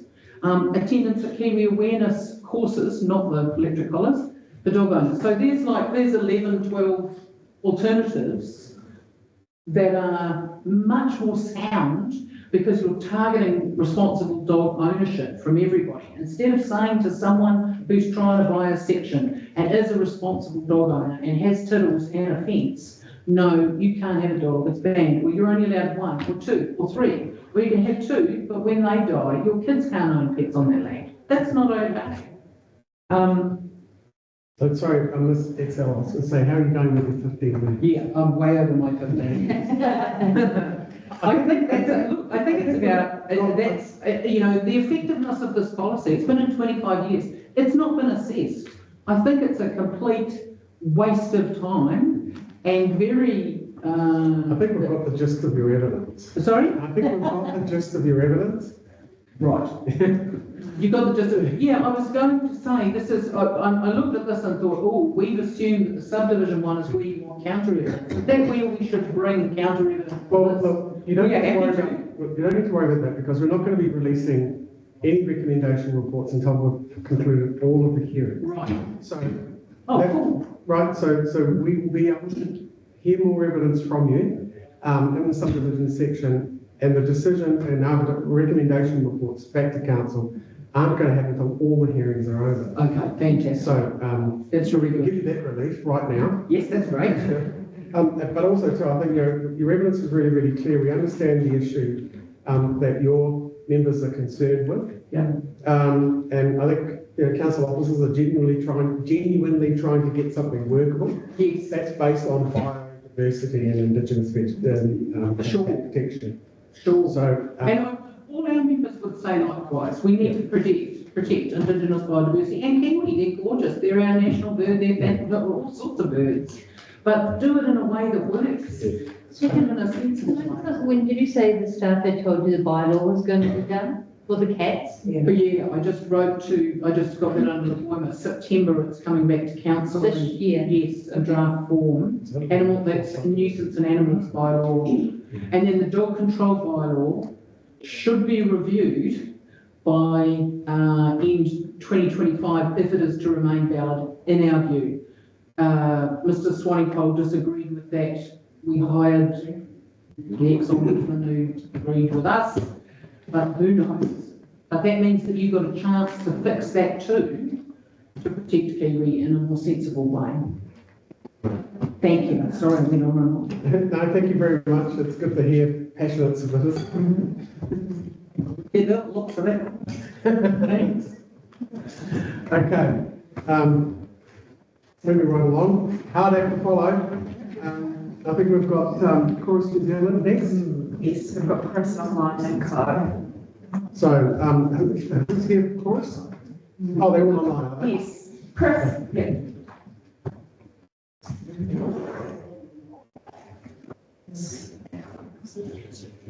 Thank you. Thank you.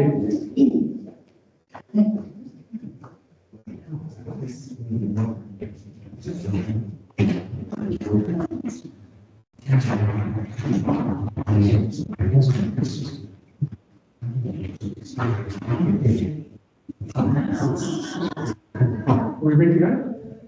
Oh, good afternoon. This next submitter is Chorus New Zealand, Spark, and Vodafone.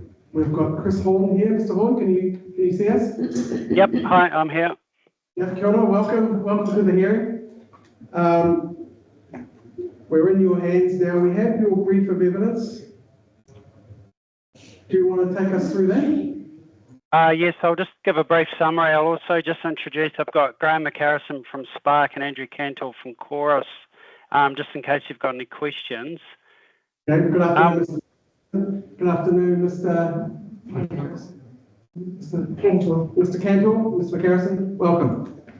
What's the sound quality like at your end? Can you hear me okay? It's good enough. I can turn it up. I'll just warn you, the sound quality at your end's not great, and it's quite a struggle to hear questions, so we'll do our best, but it's quite echoey. But anyway, I'll move right along.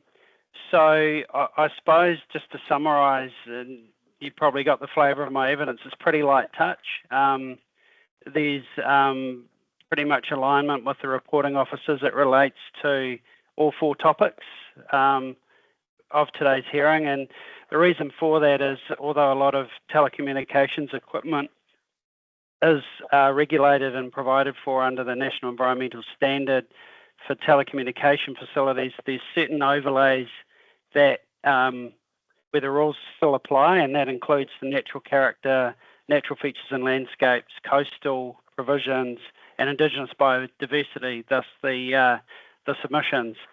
So I guess just moving right along with that, the natural character stuff, I support the recommendation in regard to NATC Rule R1 with respect to poles and roads, but I've suggested a new clause be added in regard to attaching lines and ducts to existing bridges. That's in paragraph 21 to my evidence. In regard to natural features and landscapes, again, I support the recommendation on infrastructure and roads, poles up to 10 metres. That is in paragraph 26, and I'm not recommending any further changes to those recommendations. In regard to the coastal environment, I'm supporting the recommendation there to not have to exempt telecommunication facilities from the height limit. Essentially, there's sufficient controls in the highest value or highest sensitivity areas, outstanding natural landscapes, outstanding natural character, etc., where that's already adequately controlled. And but I have suggested a additional exemption in regard to earthworks. There's a metre cut depth rule, and foundations could be a 1.5 metre deep concrete pad or a pile that may go below that. It's probably not intended to capture that, so I've made a suggested change in that regard. And with Indigenous biodiversity, the submission supported policy IBP 5. I see the reporting plan has suggested a couple of changes to that, and from my reading of that, I think the fundamental components about considering functional and operational need, along with acknowledging that there may be existing activities that need to be maintained, operated and upgraded, is still retained. So I had no issue with those edits, and that's pretty much it. Mr. Chairman, I'm in your hands for any questions. Okay, thank you very much. I'll just talk slowly. Thanks. Look, I don't think we have any questions for you. It's good to see a positive response to a hearing report. One of the things that one question I have for you and for your group, are you going to be involved in the infrastructure chapter? Will you be making evidence, delivering evidence for that? Yeah, 100%. We'll be attending that one. I know it's a bit niggly doing it online, but as you can imagine, the submitter group's involved in every plan in the country and virtually every topic. So it's not always practical to come to everything, but definitely would be planning to come to the infrastructure topic. Okay, well, we had evidence yesterday from Top Energy, and through our discussions over that evidence, it was, expert conferencing was discussed as being something we might facilitate prior to the infrastructure chapter. Would your members be interested in being involved in that? Yep, for sure. It's been something that on a large number of plans recently, I've got involved in expert conferencing on district plans. So it's knocked a lot of issues out and with agreement, which works well. So be happy to be involved. Okay, well then perhaps I could ask a further question: is at what point did you engage in your conferencing? Was it prior to the 42A, or following the 42A, or both? Both, both in short.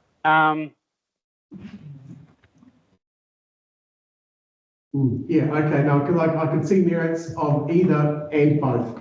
So I'm interested to get the perspective of other experts who are doing it across other instruments. So we've just been doing Plan Change 29 in Nelson, and we've conferenced that before, but we've also conferenced one of the other plans, which escapes me post-hearing. West Coast. West Coast, there you go, boom.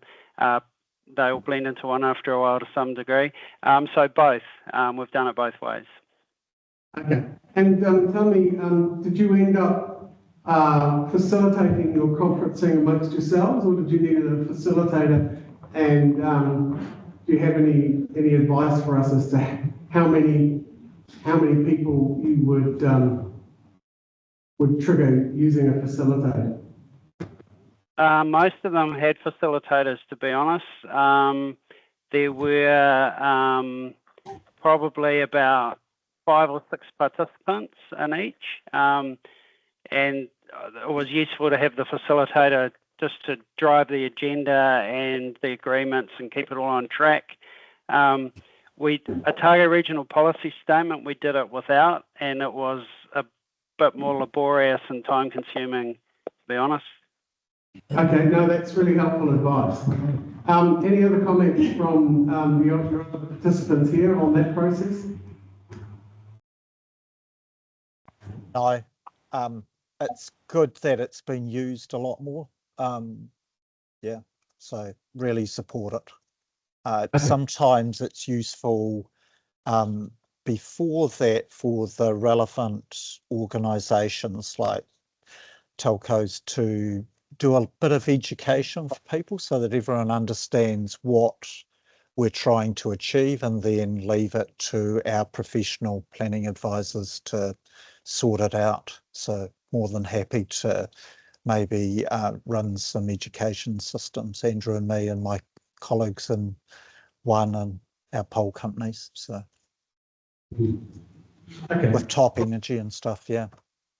Okay, well that's great. Well, thanks very much then for your evidence and your advice to us. We don't have any further questions for you, so thank you very much. Thank you. Cheers. Thank you. Cheers. Thank you. Break. And we've got 2 more. Okay, right, we're going to take we've got time for a 20-minute break. We're going to take a 20-minute afternoon tea break. Think about it. We'll see you back at 4:10. That's interesting.